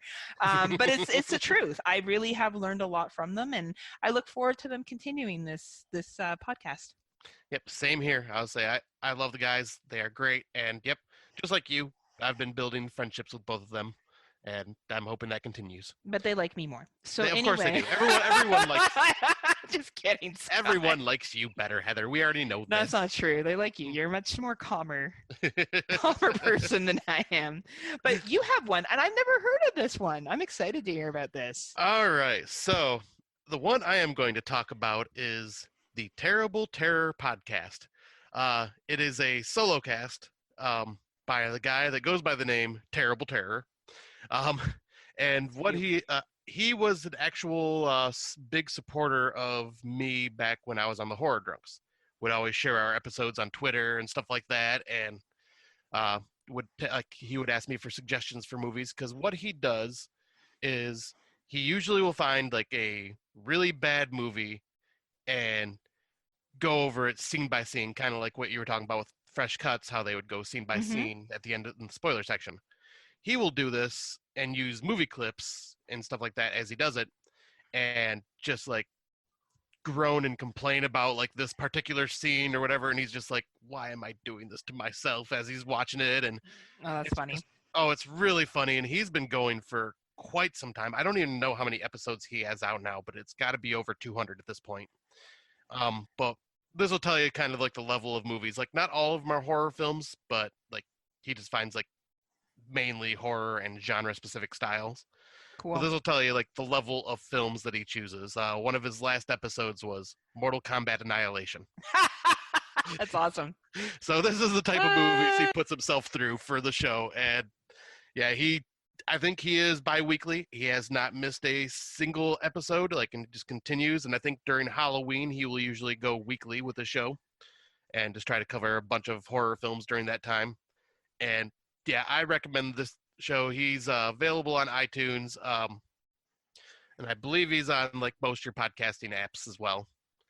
And obviously, we'll send links to both of these in our show notes. But yeah, highly recommend the Terrible Terror podcast if you're looking for something just fun and very entertaining, because he does a very great job doing this. Awesome. Awesome. Awesome. Awesome. So I guess we'll take a short break now so you can hear from one of our podcasting friends, and we'll be back with our main topic. All right. This is Bo from LegionPodcasts.com. Hey, it's been a crazy time, and when the world gets nuts, we're happy to offer some old-fashioned podcast entertainment. But for some folks, getting a laugh out of a show isn't really helping these days. People who depend on tips in their bartending jobs or have been put on furlough with no pay till the worst of this coronavirus threat has passed. That's a tough spot. That's why we set up a GoFundMe for members of our community, a sort of grand-scale take a penny, leave a penny. For people like myself, for whom the recent disruptions haven't kicked us out of work, well, we can drop a few of those extra pennies in the GoFundMe jar. For those who are directly affected by recent events and find themselves looking for money to pay the electric bill or keep the water on, well, how about you give me a shout at Bo, B-O, at legionpodcasts.com. Let me know the situation and what you need, and we'll do our best to make life a little easier. And you can find links to the GoFundMe on the front page of legionpodcasts.com, on our Facebook group page, or on Twitter at Legion Podcasts, where it's the pinned tweet. For those of you who are able, thanks in advance for chipping in. And members of our community who need a hand, hey, here we are. Remember, stay safe, stay healthy, and we're all going to get through this together. Legion isn't just a name, it's who we are. Thanks for listening to all the shows here on Legion Podcasts, and we'll talk to you soon.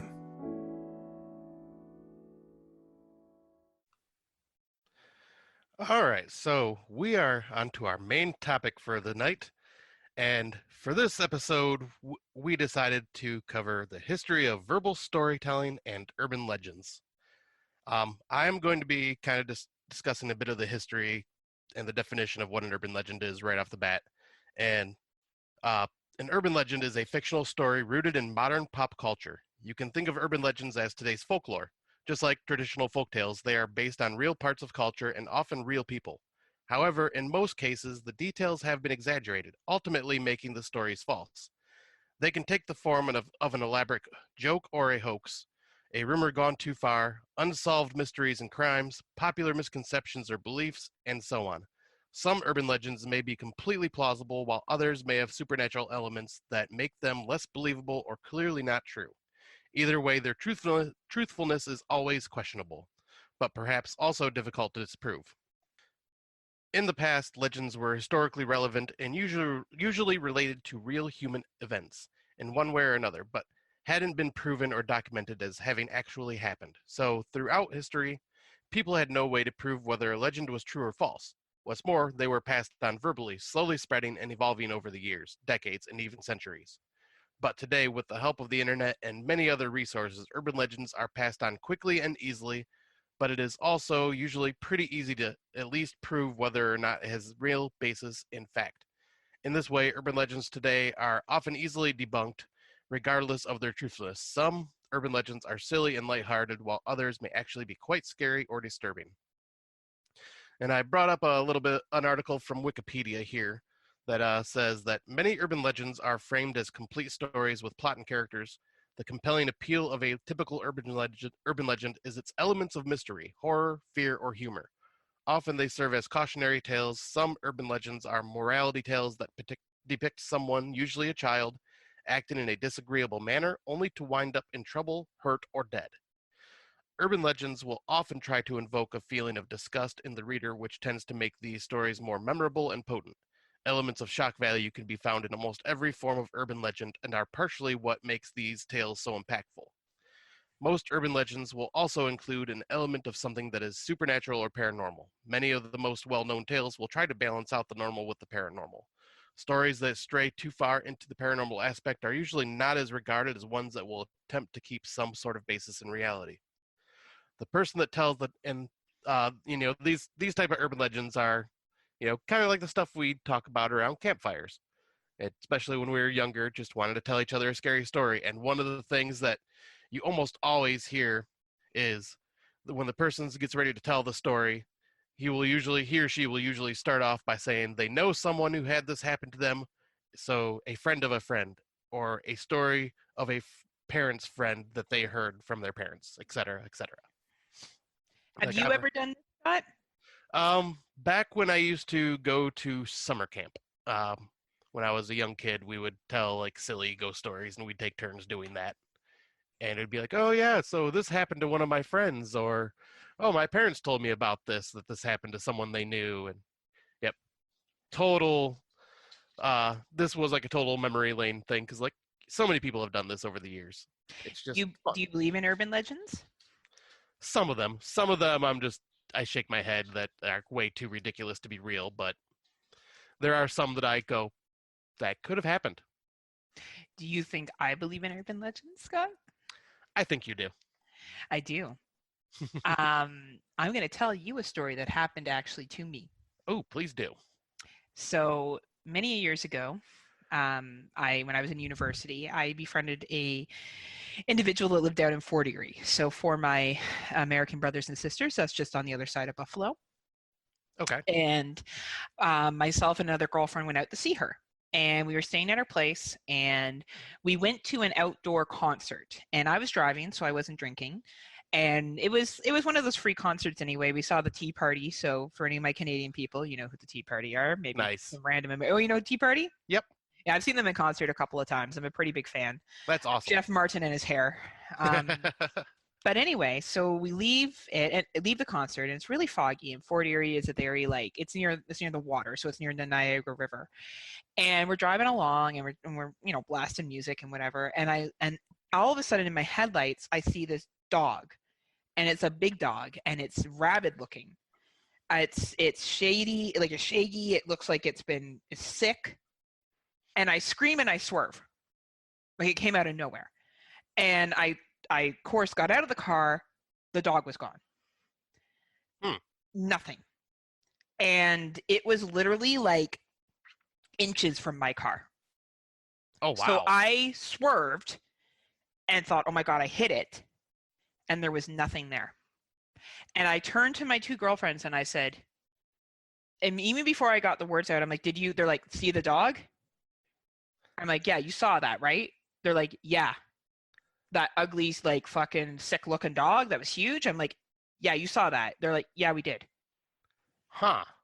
So to this day, I will never know if that was an animal, and I just happened to swerve in time.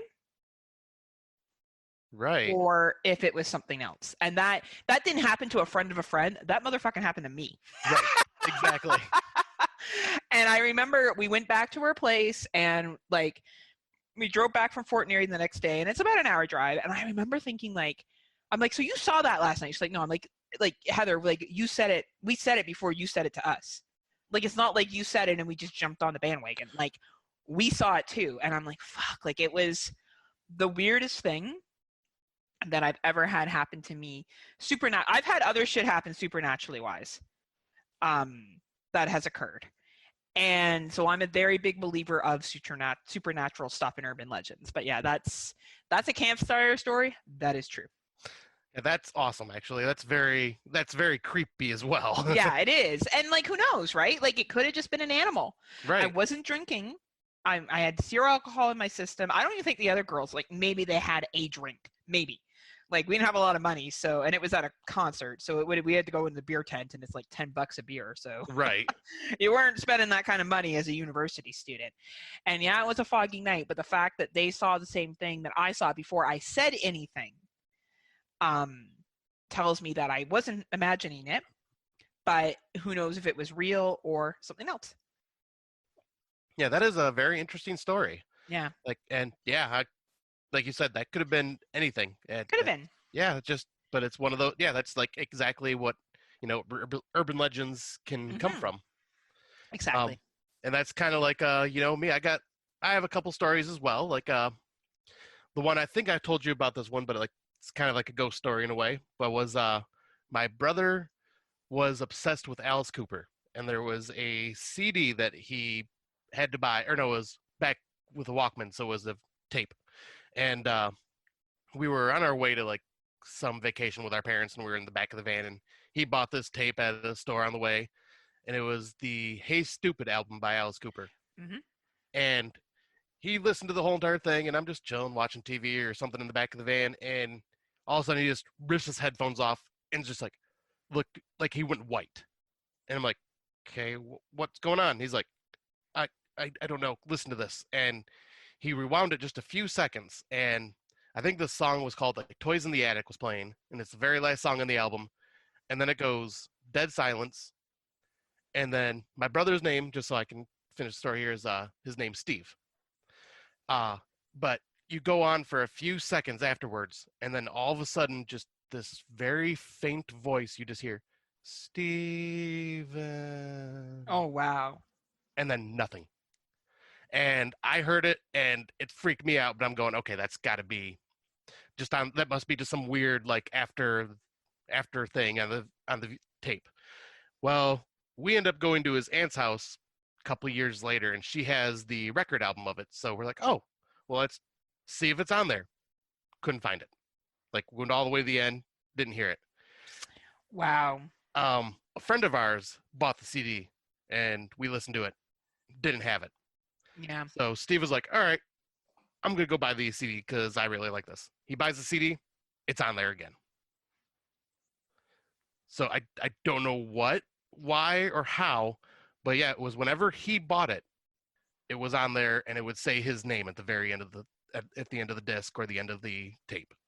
That's crazy, right? And like there could be a logical explanation on how that one was cut, and somebody did that as a joke. But you don't know, and that's the fun thing about urban legends. Right, exactly. And it's just one of those that like it creeps me out, but it's one of those that I just tell everybody about because it's just so bizarre. Absolutely. But yeah, I guess we can kind of move into what is now the new age version of urban legends, and a lot of people know them now as considered creepypasta from the creepypasta website. Mm-hmm. An online crowdsourced fiction like the stories on the Creepypasta Wiki is the subject of increasing study in literature and mass media academic circles, where the form is seen as a novel take on an ancient human pastime. The crowdsourced fiction bears similarities to the folklore that was once passed down orally through generations. Only now, the myths are minted online in a matter of hours or days, and it is home to a thrilling new form of immersive, interactive human storytelling. Now, have you ever been to the Creepypasta website? Yes, I have.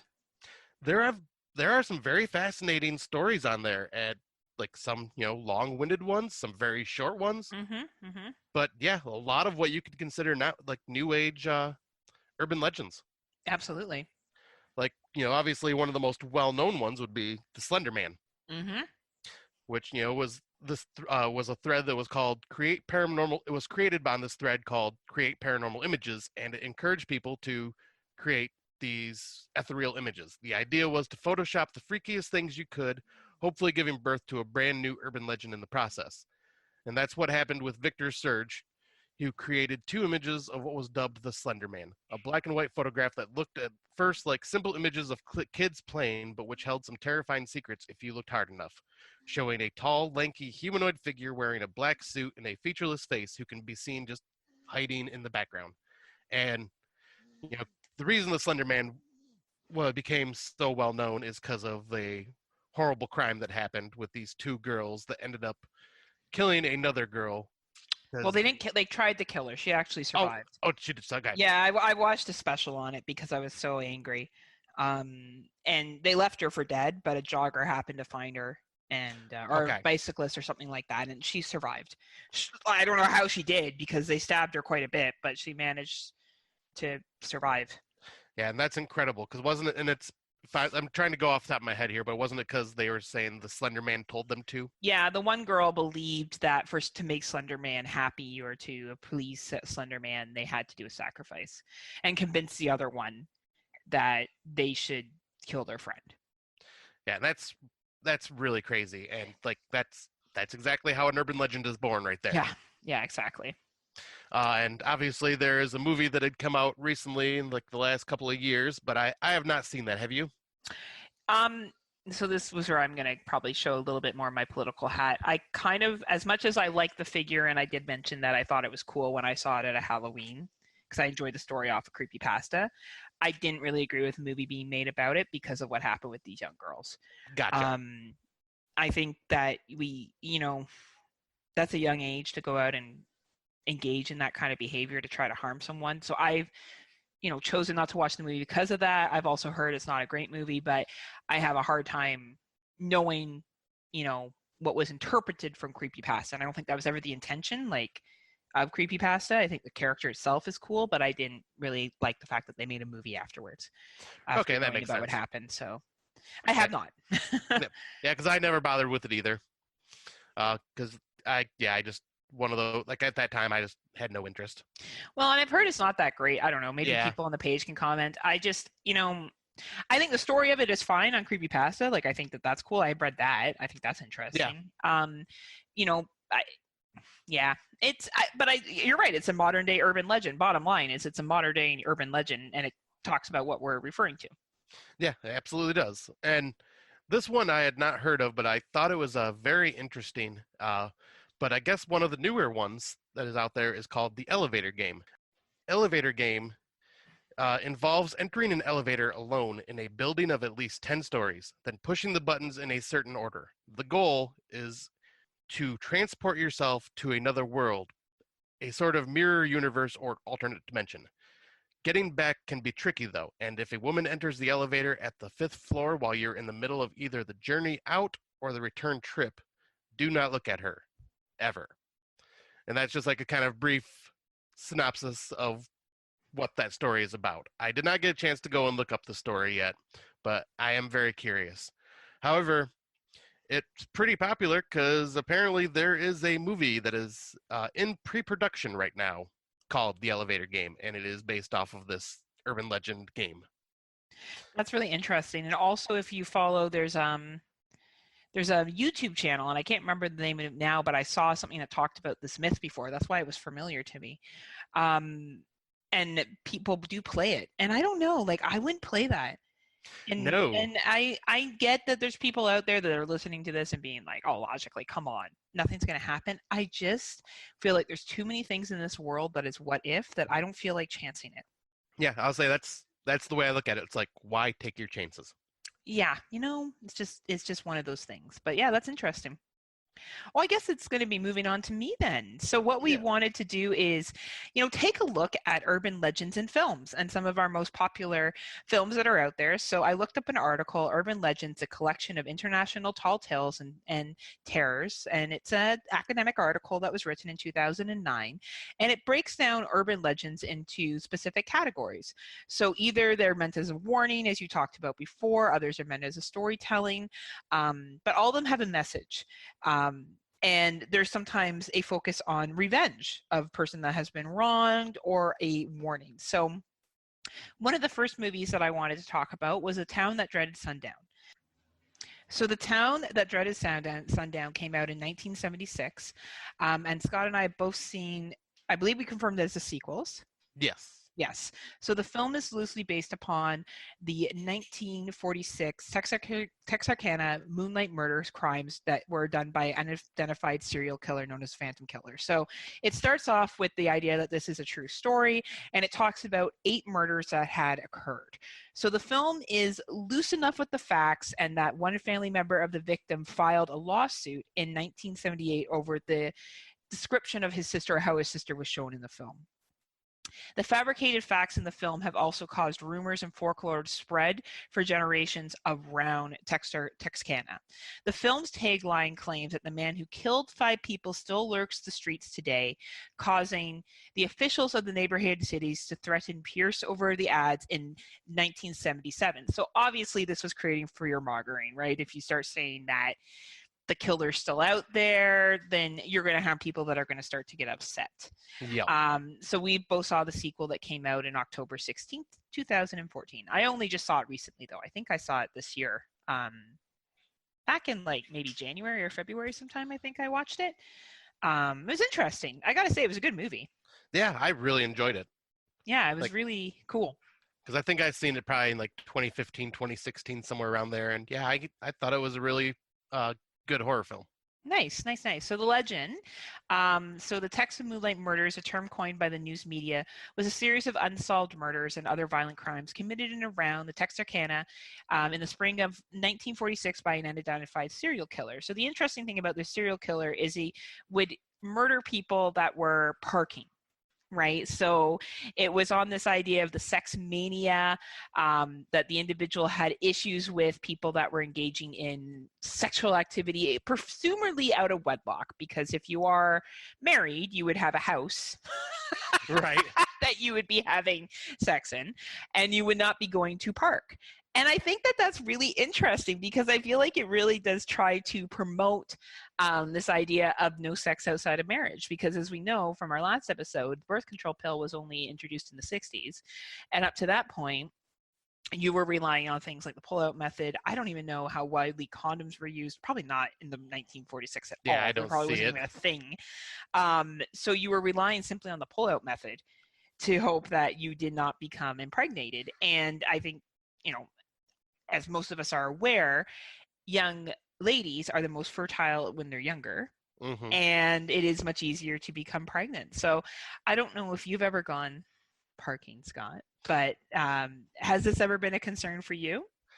Well, kind of funny because we did have a place called Fireman's Alley in Montrose that was just like this weird dirt road that no one went down. There was no houses, no nothing. And we would just drive down it, park, and be like a makeout place. And, it's not like in the movies where you see like 20 to 30 cars lined up and everyone's making out in the same spot like you see in some movies. Yeah. It was just more like a place like some of our friends had known about, so we'd just go there like and take whoever we're with to make out. But yeah, I was always worried about finding someone finding me or like catching us and not knowing who that person could have been. So I went to a lot of makeout places in cars. Oh my God. I was like listing them in my head and I'm like, oh yeah, I went there. Wow. Anyway. There was one particular, and Christian, I don't think Christian listens to this show, but it's a place called Kearns Park. It was a very notorious area, as well as we have a little airfield. Now, when I say an airfield, it's for model airplanes. Okay. Like one of those small aircrafts, not like big aircrafts. And we go there, and there were many, many a makeout sexy time sessions I have had in cars and blankets and such. But one time, I was dating this guy, and I still lived at home, and we decided we were going to stay out all night long. Okay. Like we were just going to stay up till, I think I told my parents I was sleeping somewhere else, and we just drove around all night. And we went to this park area, and we're sitting there in the car, and we're just talking, and lights come up behind us, headlights, and the headlights go off, and an officer gets out of the car. Uh-oh.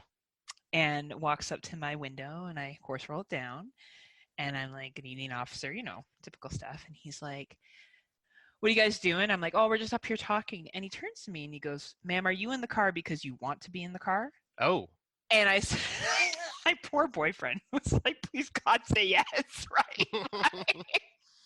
I'm like, yes, sir. And I'm trying not to laugh, right? Because it's a legit question. Like, it's a good question to ask. It's late, Right. like 4 a.m. or whatever it was. And I'm like, yes, officer, I do want to be in the car. And we weren't doing anything. I think we were kind of like leading up to doing something, but we hadn't started yet. Right. But yeah, it was pretty. And he left. He was like, all right, guys, have a good night. You know, that was about it. But yeah, it was the only time that I've ever been out somewhere and I'm like, holy fuck. Just showed up and like shone headlights in my car. It's just like some urban legend come to life, and it just turned out it was a police officer. But yeah, I have been parking many a times, and I have been a little creeped out. I'm not gonna lie. I have been concerned. Obviously not that concerned, considering I did it a couple of times at least. Well, more than a couple, Scott. Well, I was trying to be just. Hey, you know what? I have no shame. I had a good time. I know you don't. Like, there's nothing wrong. There was nothing wrong with the dude being there. There should be nothing wrong with me doing either. So, but definitely now, you know, I have like zero interest in ever making out in a car again. First of all, I own my own house, so if I want to make out in a house, like, it's gonna be home, and it's uncomfortable. Yeah. Like, I don't know if you had a lot of car sex or whatever. It's tricky. It really is. Yes, right? I have had that many times because Fireman's Alley, like I said. Right, and like you're trying to like figure out the right position, and you're it's so awkward. You're trying to like climb over shit and take off your clothes, and oh my god, especially if you have like a compact car. Oh yeah, totally, right? And like, oh my goodness. Anyway, like, what a perfect opportunity for a killer to strike too, really. Yeah. Like, you're like half like on a seat and your like pants are down around your ankles. You can't really run anywhere anyway. Like, it's so like, no wonder. But obviously this warning was put out there to prevent premarital sex, right? So I think it's a very, very interesting urban legend. So the next one we're gonna look at is When a Stranger Calls, 1979. So originally it was a short film called The Sitter, which was supposed to be just 20 minutes and was expanded. Because I remember you saying that you found this movie a little slow. Yeah, I'll say that explains a lot, actually, reading that. Because, yeah, the beginning and the end for me. Well, it was only supposed to be a 20-minute movie, so that's probably why, right? So the main character, Jill Johnson, is babysitting the children of Dr. Mandrakis, I think is Mandrakis, at his home. And when the children are asleep, Jill receives a telephone call from a man who asks her if she's checked the children. Jill initially dismisses the telephone call as a practical joke. However, the calls become more and more infrequent and threatening. So this is back when you used to do prank calls still. Oh, yeah. Right, and Nicky Nine Door and all that other shit that people used to do. So anyway, she becomes more and more frightened. She calls the police, and eventually she finds out that the children have been killed. Right? Yes. Seeing if Scott's paying attention still. Yeah, I'm reading on my phone your notes, so. Yeah, he's like, yeah, the kids died? He's shocked. He just found out himself. That's what happened in the movie. It's too funny. Anyway, so, and obviously an investigation continues into this. So this is based off of the legend of the babysitter and the man upstairs. So I've seen the remake of When a Stranger Calls as well. And it's very, like, they use Jill's name and it's a little bit similar. And I do enjoy the chase scene in that movie. But I think the original ties more to the urban legend than the remake does. So okay. A teenage girl is babysitting at night. The children have been put to bed. The babysitter's downstairs watching television. The phone rings. The caller tells her to check the children. She dismisses the call, goes back to watching television. The anonymous caller dials back several times. Eventually, the babysitter calls the police, who informs her they're tracing the call. Then they call her to say that the call is coming from inside the house. So there's actually several different outcomes to this story. From the part of where she calls the police and the police call her back. So there's the traditional ending where she evacuates the home and the police meet her and they find out the calls are coming from inside the house, and the identified prowler was calling her after killing and eating the children upstairs. Right? Obviously trying to get her to come upstairs and be killed as well. So some other outcomes include the caller turns out to be either one of the children or an elder sibling who decided to scare the babysitter as a prank but they get told off by the police while being taken away by the police. The prowler whispers and says out loud, "See you soon" to the babysitter, which is interesting. Yeah. Yeah, Right? it's nice and creepy. And then the second one is years later, the babysitter is now an adult and has a family of her own. One evening, she and her husband go to have dinner while a babysitter looks after the children. The evening is going well until the waiter approaches their table and says there's a phone call for her. Like, this is back in the day where you would have to call the restaurant and they would have to come get you, right? Like, talk about dated. She answers the phone and hears, "Did you check the children?" And that is the ending. And appears in some movie versions. I haven't seen When a Stranger Calls for a while. Is this how the movie ends? It's part of the ending, but it continues on after that. Does it? Okay. And in some creepypastas, the version, the babysitter is increasingly unnerved by what she assumes is a hideous life-size statue of a clown in the room. When the parents call to check on the children, the babysitter complains about the statue and asks if she can cover it up with a sheet and move it from the room. The confused parents say that they do not have a clown statue. The babysitter is then attacked by the clown, who turns out to be a murderer in disguise, and a similar plot can be found in the film Amusement. So, I don't know, did you ever babysit, Scott? Was that something that you ever did? I did it once, and it was like a daytime babysitting job. Okay, so you didn't have this nighttime, you're alone with the kids. No. You put them to bed. Yeah, this is definitely a chick thing, because I babysat a lot, almost as much as I went to makeout points. Wow. Obviously not on the same night. I hope not. But yeah, like I babysat tons, and I can remember there's something creepy about being in somebody's house without them home, you know. And it was different when I babysat for family friends, but it was always weird when you babysat for people that you kind of knew. And I used to work at the YMCA, so I get a lot of kids that I would end up babysitting for. And I always wondered about this. Like, I never got crank calls, and I didn't actually usually pick up the phone when someone would call, because by that point you had answering machines and stuff like that. But right. I think in the 70s, this could have been a really legit thing, you know, because you had to pick up the phone or someone would keep calling. And that was a real fear. Now, like, this movie would be like, I keep getting texts to check the children, right? Right, someone exactly. keeps Snapchatting me that the kids are dead. Like, it would be a completely different world, but I think it was a legit concern. But in my searching, I really didn't hear of any real life cases where it happened. But what do you think? I'm not sure what the urban legend is here. Is it to pay attention to the kids that you're babysitting? Like, what is the point of this story? This one is, I'm trying to think, like, I would probably say it's more just a scare tale of being home alone. Like maybe like kind of a precautionary tale of lock your doors type deal. Yeah, maybe. You lock your doors, you know, be responsible as a babysitter. Don't be like not paying attention to the kids. Anyway, or it's just something creepy. You know, it's just something meant to be creepy, and whatever the case may be. So the next one is The Burning, which I think you've seen this movie. Yeah. Oh, what's your choice? Just a few times. Just a few times. And it's about Cropsey. So actually, the legend of Cropsey in this isn't like the legend that I found of Cropsey in other places, but we'll go with the Cropsey legend here. He's a caretaker who was burned due to a horrible prank and then comes back to kick ass and take names.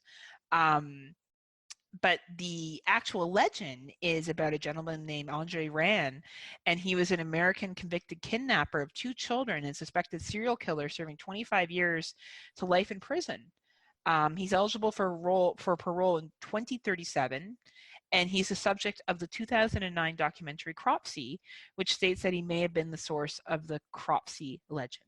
Interesting. So interesting, right? So the Cropsey in The Burning is basically a pissed off caretaker who comes back to take revenge. So very much a campfire story of, you know, maybe you shouldn't pull really mean pranks on people because they're going to come back and fuck your shit up. Yep. But this other one is really fascinating. Have you heard about the actual legend, quote unquote, before? No, like I knew of it, like, but I've never heard actually heard the legend. I actually wanted to watch that Cropsey documentary before we got to this, but I was not able to find it. Yeah, I saw it we have it on Prime here in Canada. I didn't watch it because I felt like it didn't really fit the theme of a film and tying in a legend into a film, an urban legend into a film. But I thought it was an interesting comparison. So who knows? Maybe it'll do something with that as another Cropsey movie. And then, you know, back in my heyday, I know what you did last summer. in 1997. It's loosely based on the 1973 novel by the same name by Lois Duncan, and it's the first installment in I Know What You Did Last Summer trilogy. I have not seen the third one. Like, I'll always know what you did last summer. I never bothered with that one. I didn't go there. I did watch I Still Know What You Did Last Summer, and that wasn't as good. For those of us who like I Know What You Did Last Summer. Yep. Heather and I. Yeah. For Scott and I. The film centers on 4 young friends who are stalked by a hook-wielding killer 1 year after they cover up for a car accident in which they killed a man. The film also draws on inspirations known from the urban legend known as the Hook, and so does the 1980 slasher film Prom Night and House on Sorority Row.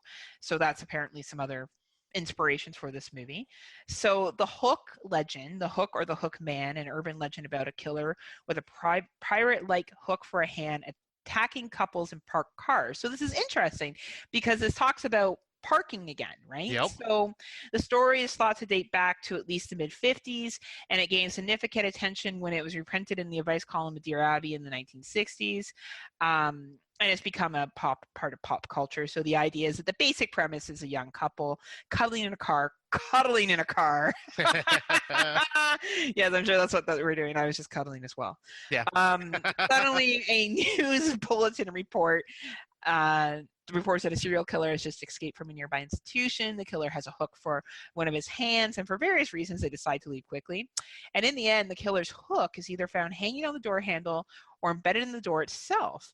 And then other variations talk about scraping on the door, the couple spotting the killer, warning others, narrowly escaping, and another version, the man goes to confront the figure, comes back and finds his girlfriend dead. So it's interesting in I Still Know What You Did Last Summer because they didn't necessarily take that approach. No.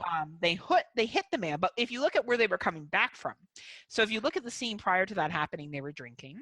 Yep. Both couples engaged in premarital sex. And they committed this crime and did not want to take ownership for it because they didn't want their futures destroyed. And of course, as the film goes on, their futures end up getting destroyed anyway. Yep. And revenge ends up coming back to haunt them.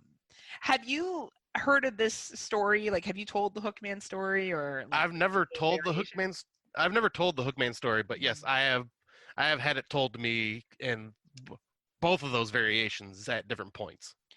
Did you ever have the Hookman stalk you when you were hooking up with them ladies, Scott? There was one time, like in that Fireman's Alley, where I must have parked too close to a tree on the side of the road, and the branches were scraping against the door. Oh my God! when the wind picked up, and that freaked me out. But common sense, I realized what it was. But So, were you with a girlfriend, a one night stand? Like, was it someone that you knew well? I guess is what I'm getting to. Yeah, it was because this one I don't think it was like to make out. I think this was just me and one of my lady friends at the time, just high school friends, just out there away from everybody, smoking weed and talking. Yeah. And you hoping you were going to make out. Well, of course. Scott was always hoping that would happen. If I give her some weed, maybe. No. I'm just kidding, Scott. It would have been consensual. I know you would have got consent, but yeah, I'm saying more like Scott would have been like, I'm going to smoke weed with this chick, and then, in my head, that'd be cool if it happens, but I'm not going to make no move. That's true. You would just sit there and stare at her. Did you like the weed? Was it good? Are you high? Are you as high as I am? Because I'm high on you anyway. Oh, I know, right? Man, if I was a dude, you would have somebody good. Dave C and I could go out and we could just pick up the ladies. That's what would happen. But anyway, I think that's really creepy that those branches were hitting the car. Like, I would have been. Was she creeped out? Was the girl creeped out? Yeah, I think it's because, and it doesn't help that we were both stoned off our ass and paranoid as it was. Right. Like how Scott and I are showing what delinquents we are. Oh, we totally are. But I mean, when we're teenagers, too. who wasn't at that age? Yes, teenagers. Well, teens, early 20s, mid 20s. 30s. Last week, just judging. Whatever. Whatever works. Exactly. But yeah, I think it's interesting. It does set that seed of doubt in your mind. Yet again, planting that seed of doubt. Yeah. We talked about that in our haunted attractions episode. So Urban Legends, 1998. I think this is obviously, urban legends. Yeah. Talking about urban legends. So the plot focuses on a series of murders on the campus of a private New England university. That's filmed in Toronto, by the way, as I found out. All of which appear to be modeled after popular urban legends. In addition to its younger cast, the film features, Robert Englund's in it, Loretta Devine, John Nedville, and Brad Dourif. So yeah, I think that's kind of cool. I didn't realize. I forgot that Loretta was in that, but yeah, she was. Yeah. She was like the wise woman that was talking about urban legends, I think. So some of the urban legends that are included in the movie is the killer in the back seat. The legend involves a woman who is driving, being followed by a truck or a car or a truck, and the mysterious pursuer flashes his high beams, tailgates her, and sometimes even rams her vehicle. When she finally makes it home, she realizes that the driver was trying to warn her that there was a man or a murderer or escaped mental patient hiding in her back seat. There's also the one about the gas station, which happens in urban legends. Yes, it does. Right? And that poor gentleman who's stuttering. Like, did that scene not, pull your heart out of your chest? Oh, it totally did. Because I think that was the scene that was Brad Dourif's scene. I think he was the gas station attendant. Yeah, and he's trying to tell her, but he can't get the words out, and she drives off, and you see him yell, "There's a man in your backseat!" Yep. And something happens to him. I believe he gets killed because they can't find him again. I remember they Oh, yeah, that's for the right. gas station attendant, but we weren't able to find him. So the guy, probably the killer or the individual that's the killer, comes back to take care of him, which is a little dicey because I don't know if that killer could have taken down that dude. But anyway, Right. But yeah, and obviously it's trying to say don't judge a book by its cover. Realize that someone's trying to help you, even though they may look sketchy or whatever. They could be somebody there to support you. So I thought that was interesting that they opened it up with that scene. Where are we here? So as we talked about the moral, so the hooded killer, couple parks and hooks them, or sorry, the hook killer, the couple parks and the hooks them. In this case, the dude is hanging by, but in a parka. Like, do you remember the scene? Like, him and this girl go and they're gonna make out, and then he gets killed, and he's hanging. Yep, and he's hanging above the car. I think. And he's like scraping the car with his feet. Yep. Right? That's what she hears. Yet again, we've already talked about that legend earlier, so I won't go into great detail with that. The headlight flashing, which caused the whole thing. So this is why the killer was so mad. So beginning in the late 1980s, a widespread rumor regarding flashing headlights was spread mainly through fax. So dated. I imagine, I don't know, a fax machine being like, flashing headlights will get you. Later on, the internet. I love when people say that internet, right? Yeah. It's like a thing you go to, the internet. The interwebs. The interweb, right? So the rumor started that various gangs across the United States carried out initiation where, the driver drives around and with his headlights off, and whichever driver flashes his headlights in response, unlit car becomes the target, and they basically play chicken, for a lack of a better word, or they chase them down or whatever. So have you heard of this, or have you ever seen people doing this? Yep, I've never seen people doing it, but this was one that was always kind of a warning to us teenagers when we first got our cars and driver's license and stuff like that, to be careful on this and blah, blah, blah. And obviously, it could have happened at some point, but not in no country town like I was living in. Yeah, it didn't, not that I knew of, but I would never go and say that it hasn't. I'm probably sure this has happened. Yeah. I'm pretty sure that people have done this. The rumor has been proven and has been proven an urban legend. So it says that it's been proven an urban legend. I think people have probably done this. I don't know if someone's got hurt, but I'm sure people have stalked someone with their headlights and been at dicks and stuff like that. Obviously, it's for not sure. a good idea. But and the next one was Pop Rocks and soda. So the rumor persists that eating Pop Rocks and drinking soda would cause a person's stomach to boil and explode. Okay, so this movie came out in 1998. I would have been 15. I kind of bought into this, Scott. I'm a little embarrassed to say, but I was like, is that true? That can't be true. That doesn't make any sense. Now, 37-year-old Heather's like, that's the fucking dumbest shit I've ever heard. I'm like, quit it. Yeah, and I wouldn't do it. I got challenged to do it because we were just joking around because I think someone said, all right, I'll give you $10 if you do it. So I said, screw it, I'll chance it. And I did it. And nothing happened. Scott is still here today. Or am I? Or is he? Now, I like the scene, though, because the guy, like, pretends to, convulse or whatever in front of the lecture hall. I always thought that was really cool. But then later on, it's mixed with, I think it's bleach or some kind of chemical cleaner, and the kid does die. Yep. So later on in the movie, it is mixed with, which would obviously kill anyone. But there was such a concern about this that they actually did a test back in the 70s to confirm that this was not a thing. Isn't that funny?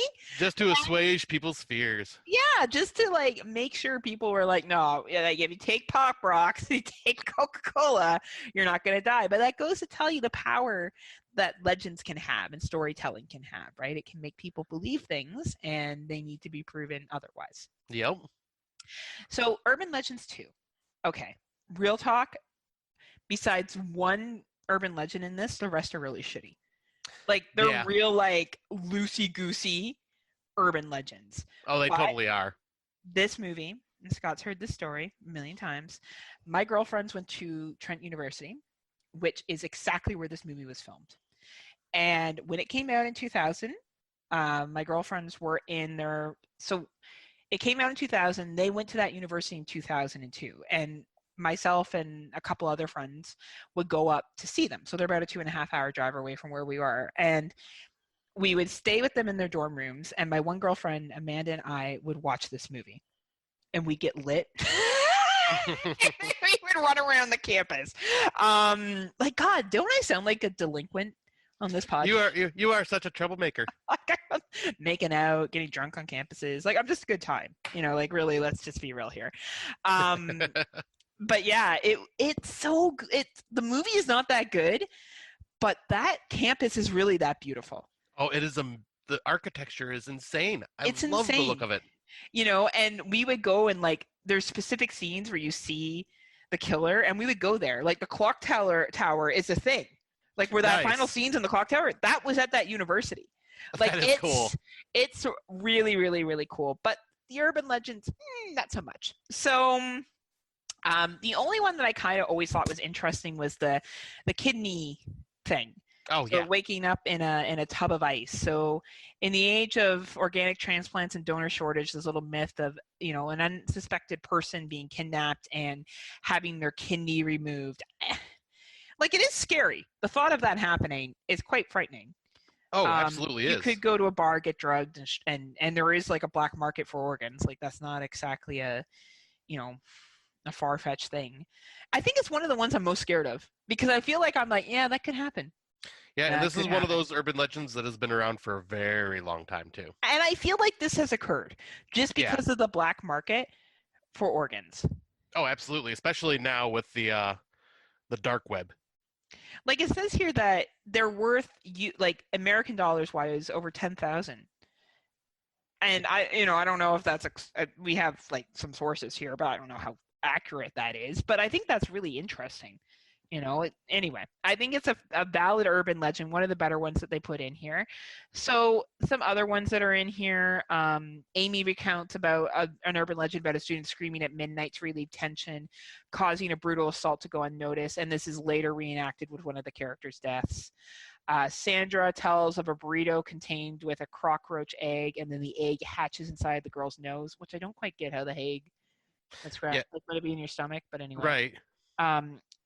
And of a chicken sandwich containing pus from a chicken's tumor. Yeah, and the burrito one that you know what that reminds me of? The scary stories to tell in the dark story of the girl that thought she had the pimple on her face, and it was the egg sac of the spiders. Oh yeah, that one. Yeah, in the movie. Yep. Well, and even in the book too. No, that's right. Yeah. Well, yeah, because everything was taken from the books for the movies. That's a good one. I forgot about that one completely.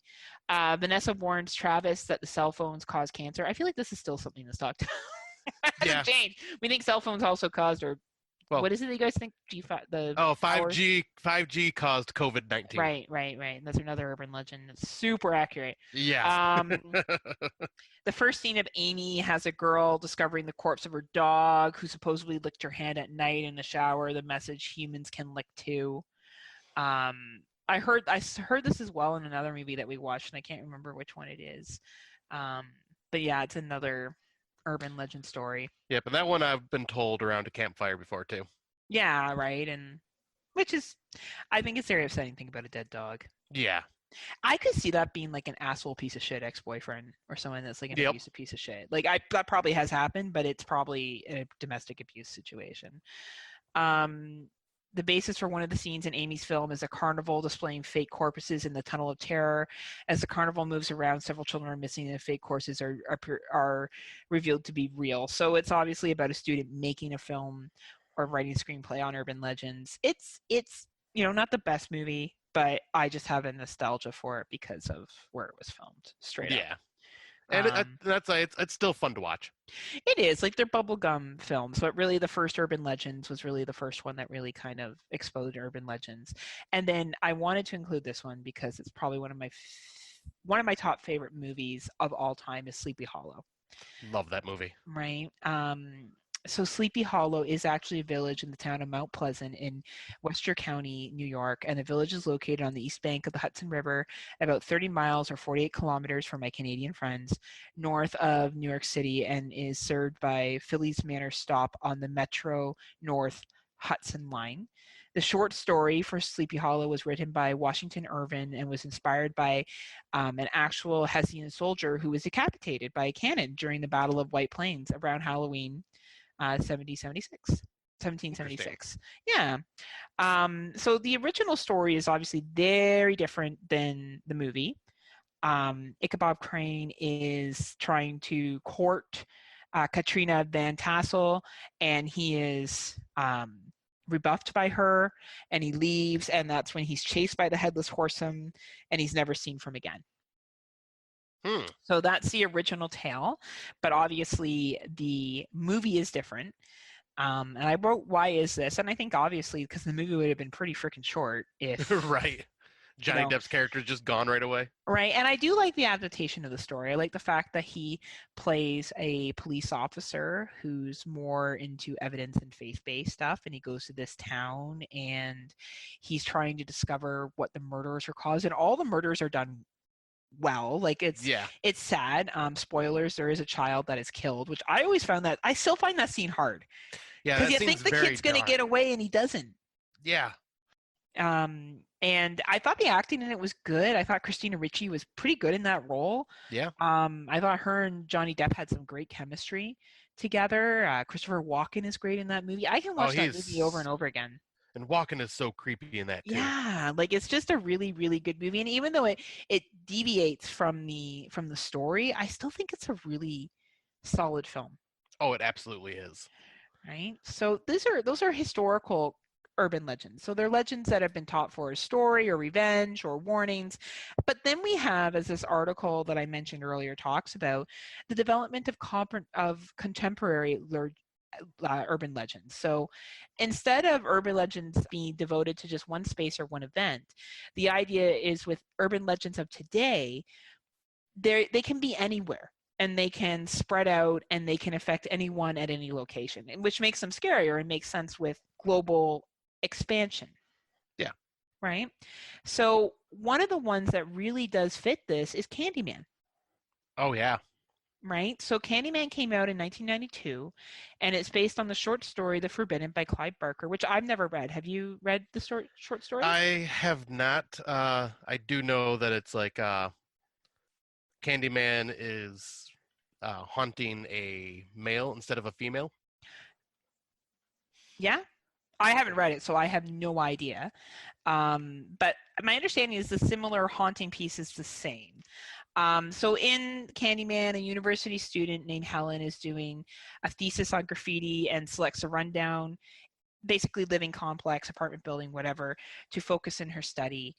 And as she notices the disturbing graffiti, she begins to learn about the legend of Candyman and how he was murdered and what he continues to haunt. And Rolling Stone magazine talked about that this really continued to promote the racialized fear of Black men against white women. Oh wow, yeah, I didn't think about it that way. Yeah, and they talk about this as well in the documentary Noir. Oh, horror noir, yeah. Noir. And I think and Tony Todd's like, that's not the impression I got from that movie. But I think it's a very interesting argument, because if you do look at the seduction and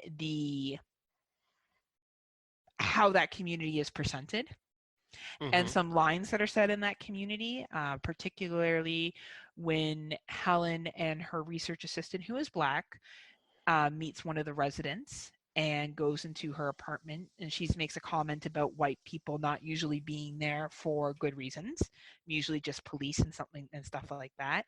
Yeah. I think that really goes to speak about what we're dealing with in society, and that things that are happening are not a 2020 issue. Yeah. Right. So I think it's very fitting. I didn't pick that out purposely to reflect anything that's happening today, because this has been happening for a long time. Yes, exactly. And I think it's a very interesting urban legend, right? So it's kind of this belief that Candyman can be anywhere. You know, it doesn't matter if you're parking at some certain area or you go to Sleepy Hollow. You know, you're not babysitting. You can look in the mirror and say Candyman 5 times. And I'll be honest with you, I would never do that. I've never looked in the mirror and said Bloody Mary. I've never said Candyman. I just don't want to chance it. Well, funny story, because I have done this, and well, I'm just gonna I guess everyone's just gonna know my crazy lifestyle. But this is probably about 15, maybe, I'd say probably about 16 years ago or so. I was over at my buddy's house. We took a hit of acid, and we were watching some scary movie. I forget what it was at the time, but he told me, "Hey, you should go in my bathroom with the lights off and say Candyman 5 times." And I'm like, "Oh my God, that's hilarious. Let's do it." I went in there and turned the lights off, and I did it. But by the time I got to the 4th and 5th time of saying his name, I actually started getting scared. Like, I actually was like, because of the drugs I was on, I was starting to hallucinate that something was moving behind me, that there was something in the shadows that shouldn't have been there. And my friend's outside the bathroom laughing his ass off because he can hear me like freaking out in the bathroom while I'm doing this. Yeah, see, I wouldn't even do that. I don't need to be on acid. You're right. I probably wouldn't have done it when I was sober, but being on acid, I'm just like, oh, that sounds like fun. You know, and so did you get to the 5th one? I did. Is that who's behind you right now? Oh God. Anyway, I think it's a really smart urban legend. It is. And yes, even though, you know, people can argue that there's some, you know, racial commentary there, or that there's not. I'm not there to argue either side. I think that this article that Rolling Stone published, and we'll include it in our notes, I think it presents a very good argument that there is. But I think that urban legend is transferable to anywhere and any place. And that's what makes it so scary. Yes, it absolutely does. Even though I don't have it in here, technically I just realized so's The Ring. Yeah. With the videotape, right? That you watch that videotape and in 7 days that you die. And I remember like watching the film with The Ring, and my coworker, her son's like a real horror lover. So they watched the Rings, the most recent Rings, and they show the video in it. And when the video ended, he texted one of his friends to call the house. Nice. And whisper 7 days. Is that not the funniest shit you've ever heard? Oh, that is hilarious. This kid's 12. Oh my gosh, that's even better. Right? So anyway, it's the idea that it can be effective anywhere, which leads to our next movie that you and I both watched, which was basically the 2000s throwing up in a movie. Yep, so was. Called Chain Letter from 2010. So first of all, I got to get a little bit of joking out of this movie. So, oh my God, Scott, like it had every trope character from the 2000s. Oh, it's like so rip off 2000 movie, like songs that I had never even heard, but totally sounded like from 2010. The fashion, that everybody having a cell phone. Like, have you not seen things where like cell phones? I got a cell phone. Everyone, I have a cell phone. Hey, by the way, do you want to see my cell phone? Yeah, like here, like you know how bad cell phones are. Cell phones are bad. And oh, look how popular all you kids are on your phones all the time. Everyone's at phone, email, instant message, games. Like it was like. It was so like that era. Oh my God. And it was just over the top. It was over the top of like 2000.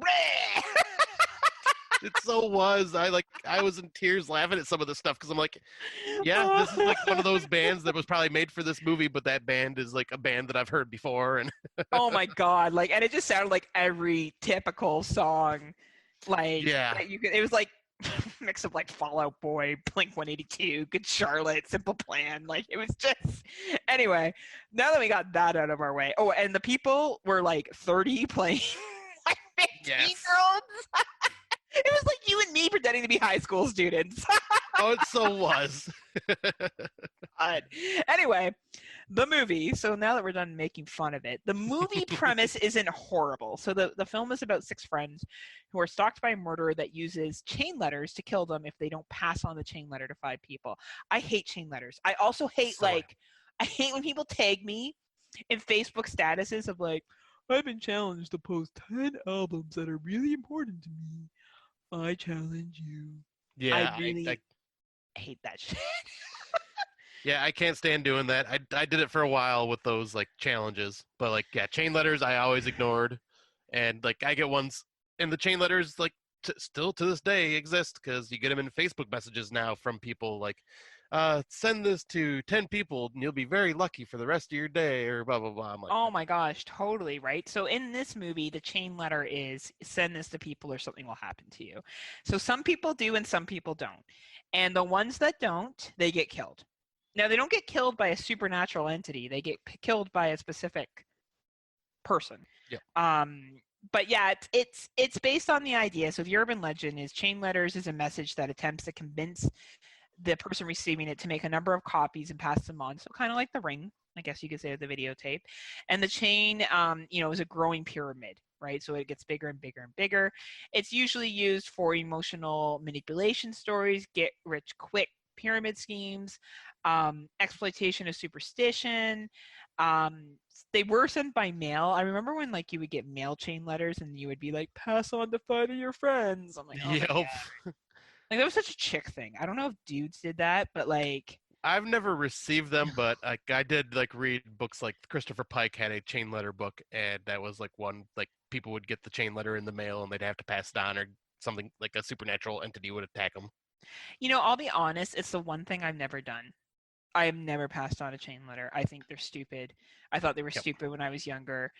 And I think it's the only urban legend I don't subscribe to. But this movie for 2010, probably straight to rental, was fine. Yeah. It's not, I wouldn't pay for it. We watched it on someone's Plex. So yeah, if you really are interested, I don't know, maybe Google it.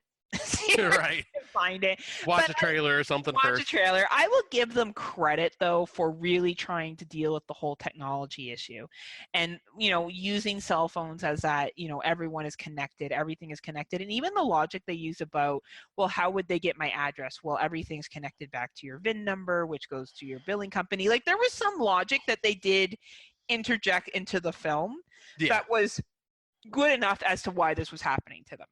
Yep, it definitely was. Right, but it definitely was a good way to bring in the modern day urban legend. And the final one that I will talk about today is The Forest in 2016. And this movie was a very hard movie for me to watch. I remember when it came out, and for listeners of this show, if I haven't fully shared it before, I have a very hard time talking about suicide. I have a very hard time understanding it. I don't judge people that have gone down that road because all I can think is the pain must have been so bad that it's the only way to end it. Yep. But I have a really hard time with it.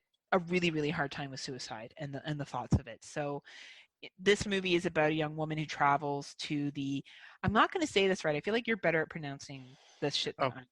The Okigahara. Perfect, thank you. Forest. So I'm just going to call it the Suicide Forest for the sake of pronunciation, to find her sister. And the majority of the story is set around the Suicide Forest, which is, northwest base of Mount Fuji in Japan. So it's a very popular destination. A lot of people have heard of it before. It's also known as the Sea of Trees, and it's a very common area. It's very beautiful, but people do go there to seek solitude and at times also engage in suicidal activities. So this movie is based upon that, so much so that I feel like the movie was meant to explore that that's what happens, to kind of like pull the Band-Aid off and probably do some exploitation as well. But they have a lot of suicide support signs throughout the forest and all that other kind of jazz. So this woman goes to look for her twin and goes into the forest, and a lot of paranormal things happen to her. It's actually a very, very good ghost story. Okay. I would say that is it the best ghost story in the entire world? No. I did pay to watch it, and I don't regret paying for it. I do think it was worth the $3.99 that I paid for the rental. I don't know how someone from Japan would feel about this. I don't know if they would feel like I think that they did have a lot of authenticity. Like it was filmed at the forest, like it was filmed there. Like they did go to the I don't know if it was the scenes were in the actual forest, but they did film it outside of the forest, and they did show some scenes like that. But yeah, it definitely is an area where people do go and they kill themselves, and it's believed that their ghosts and stuff like that haunt the forest, and that they will encourage others to do the same. And that the forest can play games on your mind and stuff. Yeah, because I have actually heard of that that forest before this movie had come out too. Like it just because I had a couple of friends that were into the Japanese culture and took a lot of like history classes and stuff and knew about this. Well, they do annual body searches all the time. They've stopped reporting on numbers since 2011 because they felt like they were just promoting people going to this forest to commit suicide. But yeah, it's a really interesting movie, and even though this is obviously situational based, it does talk about that urban legend and that kind of myth around suicide. And I think that that's still an area that most of us don't really understand. Right. And it's a very sad area, and a lot of people are uncomfortable talking about it. I know for me, I'm uncomfortable talking about it, which is why I pushed myself to watch this movie and talk about it in this podcast, because if you're not uncomfortable, you're not growing. Yep. And yeah, I thought that it's maybe some of the listeners have better insight than I do. I do think the seclusion of the forest, and I think your mind can play tricks on you, and I also do believe in ghosts. And I do believe that if someone dies in peril, they may walk this earth still in a form. So I could believe that could happen to somebody. They could be in the forest already, not in the best state of mind, and perhaps be visited by an entity. People can think I'm crazy, and that's fine, or that I don't know what I'm talking about, but I do believe in that. Yep, and I am pretty much right there with you. Yeah, I would not go into this forest. Let's put No, I would not chance it. I would not go into the forest. Did not happen at all. And there was a couple movies that I was going to bring up that I watched that had urban legends tied to them as well. So the movies I wanted to bring up were one that was from 1983 called Nightmares. It is divided into 4 separate independent films originally made as a television pilot. Nightmares begins with Terror in Topanga, a story about a young woman who goes out one night to buy a pack of cigarettes, knowing full well that the infamous Canyon Killer is on the loose. And sure enough, a subtly menacing store clerk begins to loom large in the woman's journey. So once again, that gas station story from Urban Legends, the man in the backseat type story. Then there was the second story, which is Bishop of Battle, which is a sequence with an animation that details the saga of a video game champion who comes up against a supernatural opponent, which I've seen that in multiple horror movies too, where like especially in the 80s, getting sucked into an arcade cabinet and like actually being in the game. Or yeah, that was an Afraid of the Dark episode too. Yep, which I'll say, Afraid of the Dark is a great series that talks about a lot of urban legends as well. Yep, absolutely. Then the third vignette in this was The Benediction, which is about a priest who gives up on his faith and takes off down the highway only to be confronted with a demonic minivan and good reasons for remaining a believer, which, once again, movies and urban legends always talked about this ghost car or devil car. Like Christine was inspired by that by Stephen King. Then there is the last story, The Night of the Rat, which has the rodent that ate Manhattan, looming large over the home of a young couple, but never fear, the husband is biased enough to handle anything, or so he thinks. And that one, yep, just like the rumors of the gargantuan rats that live in cities and the sewers of New York and the streets and all that. And then this one has a lot of films that kind of dive into this type of urban legend, and it is called Antrim from 2019. It is a feature-length film shot in the late 1970s and is said to be cursed.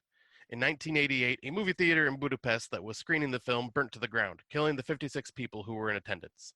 This incident followed the inexplicable deaths of a number of film festival programmers that had received Antrim as a submission and died shortly after watching it.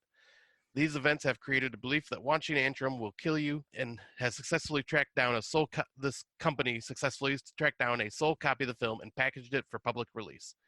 The film is about a young boy and a girl that enter a forest and dig a hole to hell. As one programmer observed from Antrim, you don't watch the film watches you. Is the forest the Japanese one, or is it just a random forest? It's just a random forest. Interesting. And I think this is a film that was actually made last year, but like they were trying to play it up to be like made in the 70s, and like they actually had like 20 minutes before the film actually starts of this documentary of people being interviewed about the film and like building up this myth and legend of it. Oh, smart.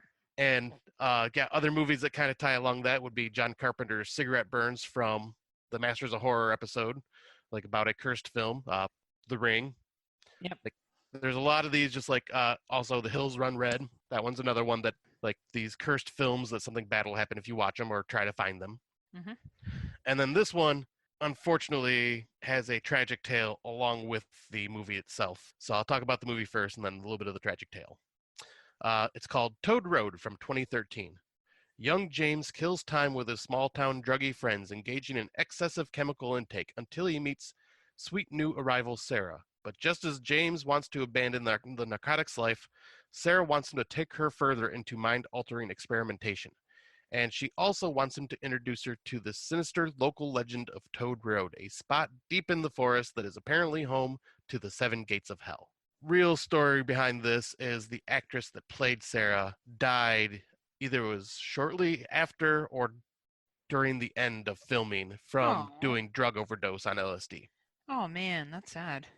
Yeah, so it's just kind of like, but it's just like those types of urban legends that, you know, you hear about something kind of like what I had with my friends that I told you about, the Wakalar in Montrose, this random beast that we hear about and want to find out what it is. So you go out there and try finding it. And unfortunately, the story, bad things happen. Well, it's like when they, you know, even though the Blair Witch Project isn't realistic, it's also the belief of that too, right? It's right. Yeah, trying to go out and then tragedy happening because something happens, whether it's supernatural or real. I guess right, you could exactly. say, based in reality. That's interesting. Very cool. But yeah, I just wanted to bring those up because I'd watched them and thought, like, I couldn't find like an exact spot to put them in our topic, but I was like, they needed to be mentioned.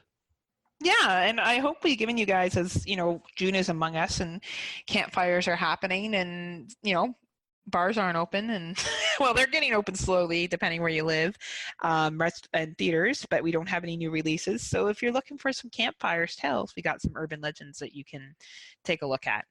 Yeah, exactly. And so we will go on to our final segment of the night, which is the Out of the Dark. And on this Out of the Dark segment, we kind of talked a little bit about it on our last episode, but we're going to talk a little more in detail about the Horrorhound Virtual Film Festival. Because we watched a bunch of them on Sunday together, like on the last day that it was airing. So we got at least some movies we can talk about together. Yeah, and I'm not going to go over them in great detail. Like I think just generally, I watched some. I think it was it's been a while now. Wednesday night I watched some, and I feel like as the film festival went on, they got better. Like the good ones were saved for, not that they were bad, but maybe the more polished filmmakers were saved for the Sunday night ones, and Saturday probably over, you know, Wednesday. I watched one that was okay. I think I watched Imagine a World on that one. I can't even remember what Staglet was about. Maybe you watched that one. Yeah, the Staglet one I cannot remember, but Imagine the World was that one about the internet door-to-door salesman. Yes, that was the one. So that was on Sunday. Yeah. So maybe I'm thinking of another one then. But the Imagine a World was a Toronto one. It was filmed in Toronto. It was by a Toronto filmmaker. And the filmmakers were actually on, talking in some cases, in some of the, like there was a side chat. There was a chat room and then there was like a side chat. And there was one point where I think Scott had a hard time getting in. Mm-hmm. And I was chatting with, I think it was the person that created Imagine a World. Yeah, it was. And I really liked Hide and Seek. I thought that one was really cool too. Dylan was really cool. Like these were short films. They were maybe 20 minutes in length. I think Tix was even shorter. It was like yeah, Tix was like 5 minutes, 4 minutes, yeah, something like that. Yeah, it was really, really short. Hide and Seek was a cool little concept. I would have liked to see that one as a bigger film. Yeah. I think that would have been a great opening to a ghost story film, in my opinion, anyway. I think so as well, yeah, because like that's what I like about a lot of these short films is like some of these you never know, we may see them become full-length feature films down the road, like because that was what was it, the movie Lights Out? That was based off of a short film. Oh, cool! I didn't know that. That's awesome. Yeah. So like there's chance for these to eventually get there, and I think with the virtual film fest, like this is a way to help it. Like we were kind of talking last time, help these little directors like with these little films get noticed even more widespread because they're not just at one festival, they're being shown to anybody that signed up for this. Yeah, absolutely. And I thought that all of the films that we watched on Sunday were good. I didn't think any of them were bad. Yeah. And I felt like it was worth the money. I finally got my credit card statement in, so it cost me $24. Okay, so $6 cheaper. Oh yeah, then like the 30 I thought it might be. Yeah, Yeah. that was just me doing a guesstimation with the dollar. So yeah, it was only 24, which isn't too bad, and it was worth it. You know, I would definitely recommend people doing this again. I think that, you know, some people might look at stuff like this and go, well, you don't know what's going to be there, and the films are good. Like if you watch like on the weekend, they're great. And for $24, we watched a bunch of short films.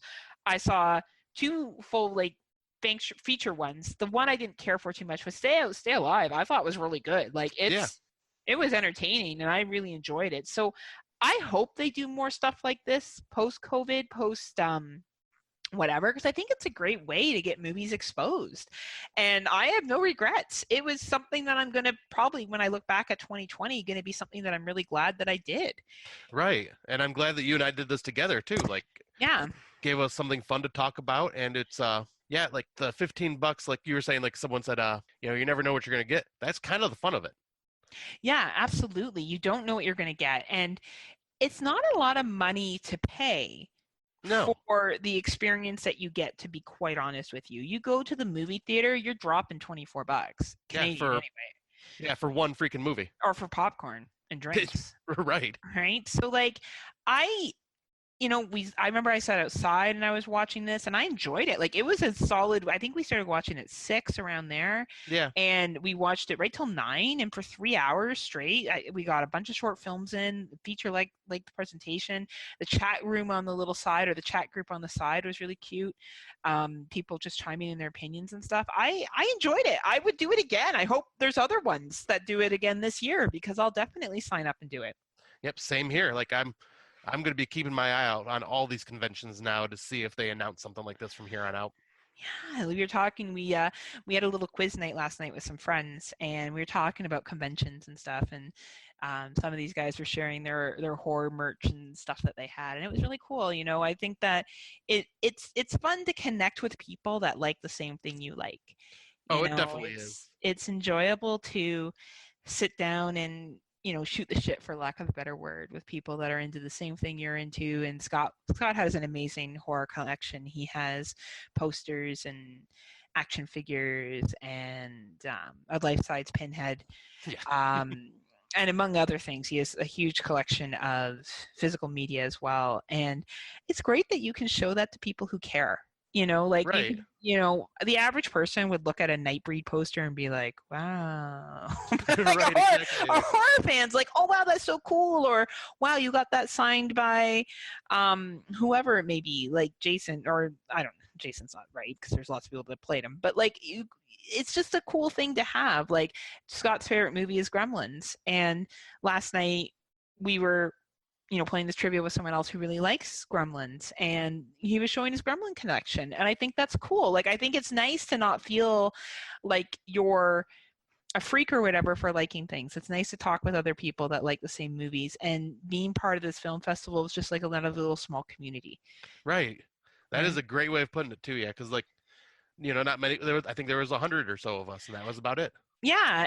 And, you know, really people were much more proactive. They were making proactive comments, and it's just cool. It's cool to be part of something like that. I dig it. I like being part of things where other people like stuff, the same stuff that I do. It's unfortunate that all of us live so far spread out, but Right. that's what technology has allowed us to do. You know, as much as we look at the chain letter movie and the harm that comes with technology, I guess you could say, it also has allowed us to connect with each other. So yeah, I would say to people, if you're unsure about virtual film festivals, don't be. You know, Yeah. it's worth your time, it's worth your money. You know, for $15 or $24 Canadian, like, come on. It's You know, worth like, taking the jump. yeah, like, it's not like you're paying $100 and I can be like, oh yeah, but like, it's worth it. It's enjoyable, and you're truly supporting the community.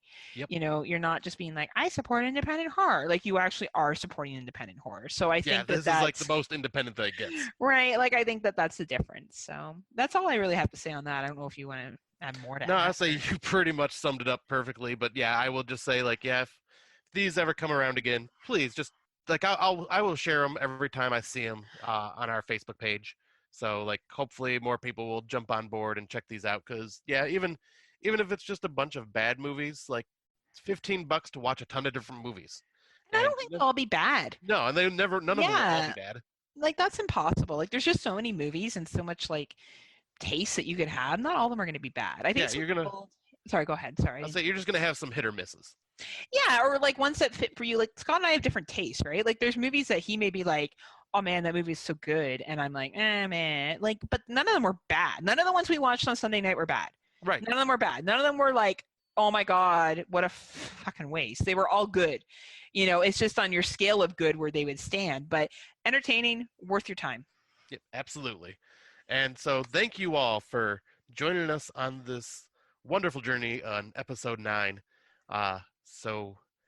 Well, I guess the last thing we'll add is that our next episode will be episode 10. I was just about to say, actually, like, our first milestone. We have made it. And we haven't really decided on what our topic will be just yet, but like we usually do, we'll just surprise you a couple days before we release the episode. I don't know what we're doing. we plan spontaneously. Yeah, it's like we're trying to make ourselves sound mysterious. Really, we're just like, I don't know. We have a list of topics. We actually just, you know, not that I don't want to look like we're not prepared at all. We have a list of topics. Yeah. And we kind of just float back and forth. And obviously, as time has gone on and as you get more knowledgeable with your podcasting, our topics have changed. So it's true. We have no idea what we're going to do next. So. Yep. So it'll be interesting and a surprise to us as well. Everyone will be surprised. Yes. Surprise. So until next time, unpleasant dreams. Unpleasant dreams.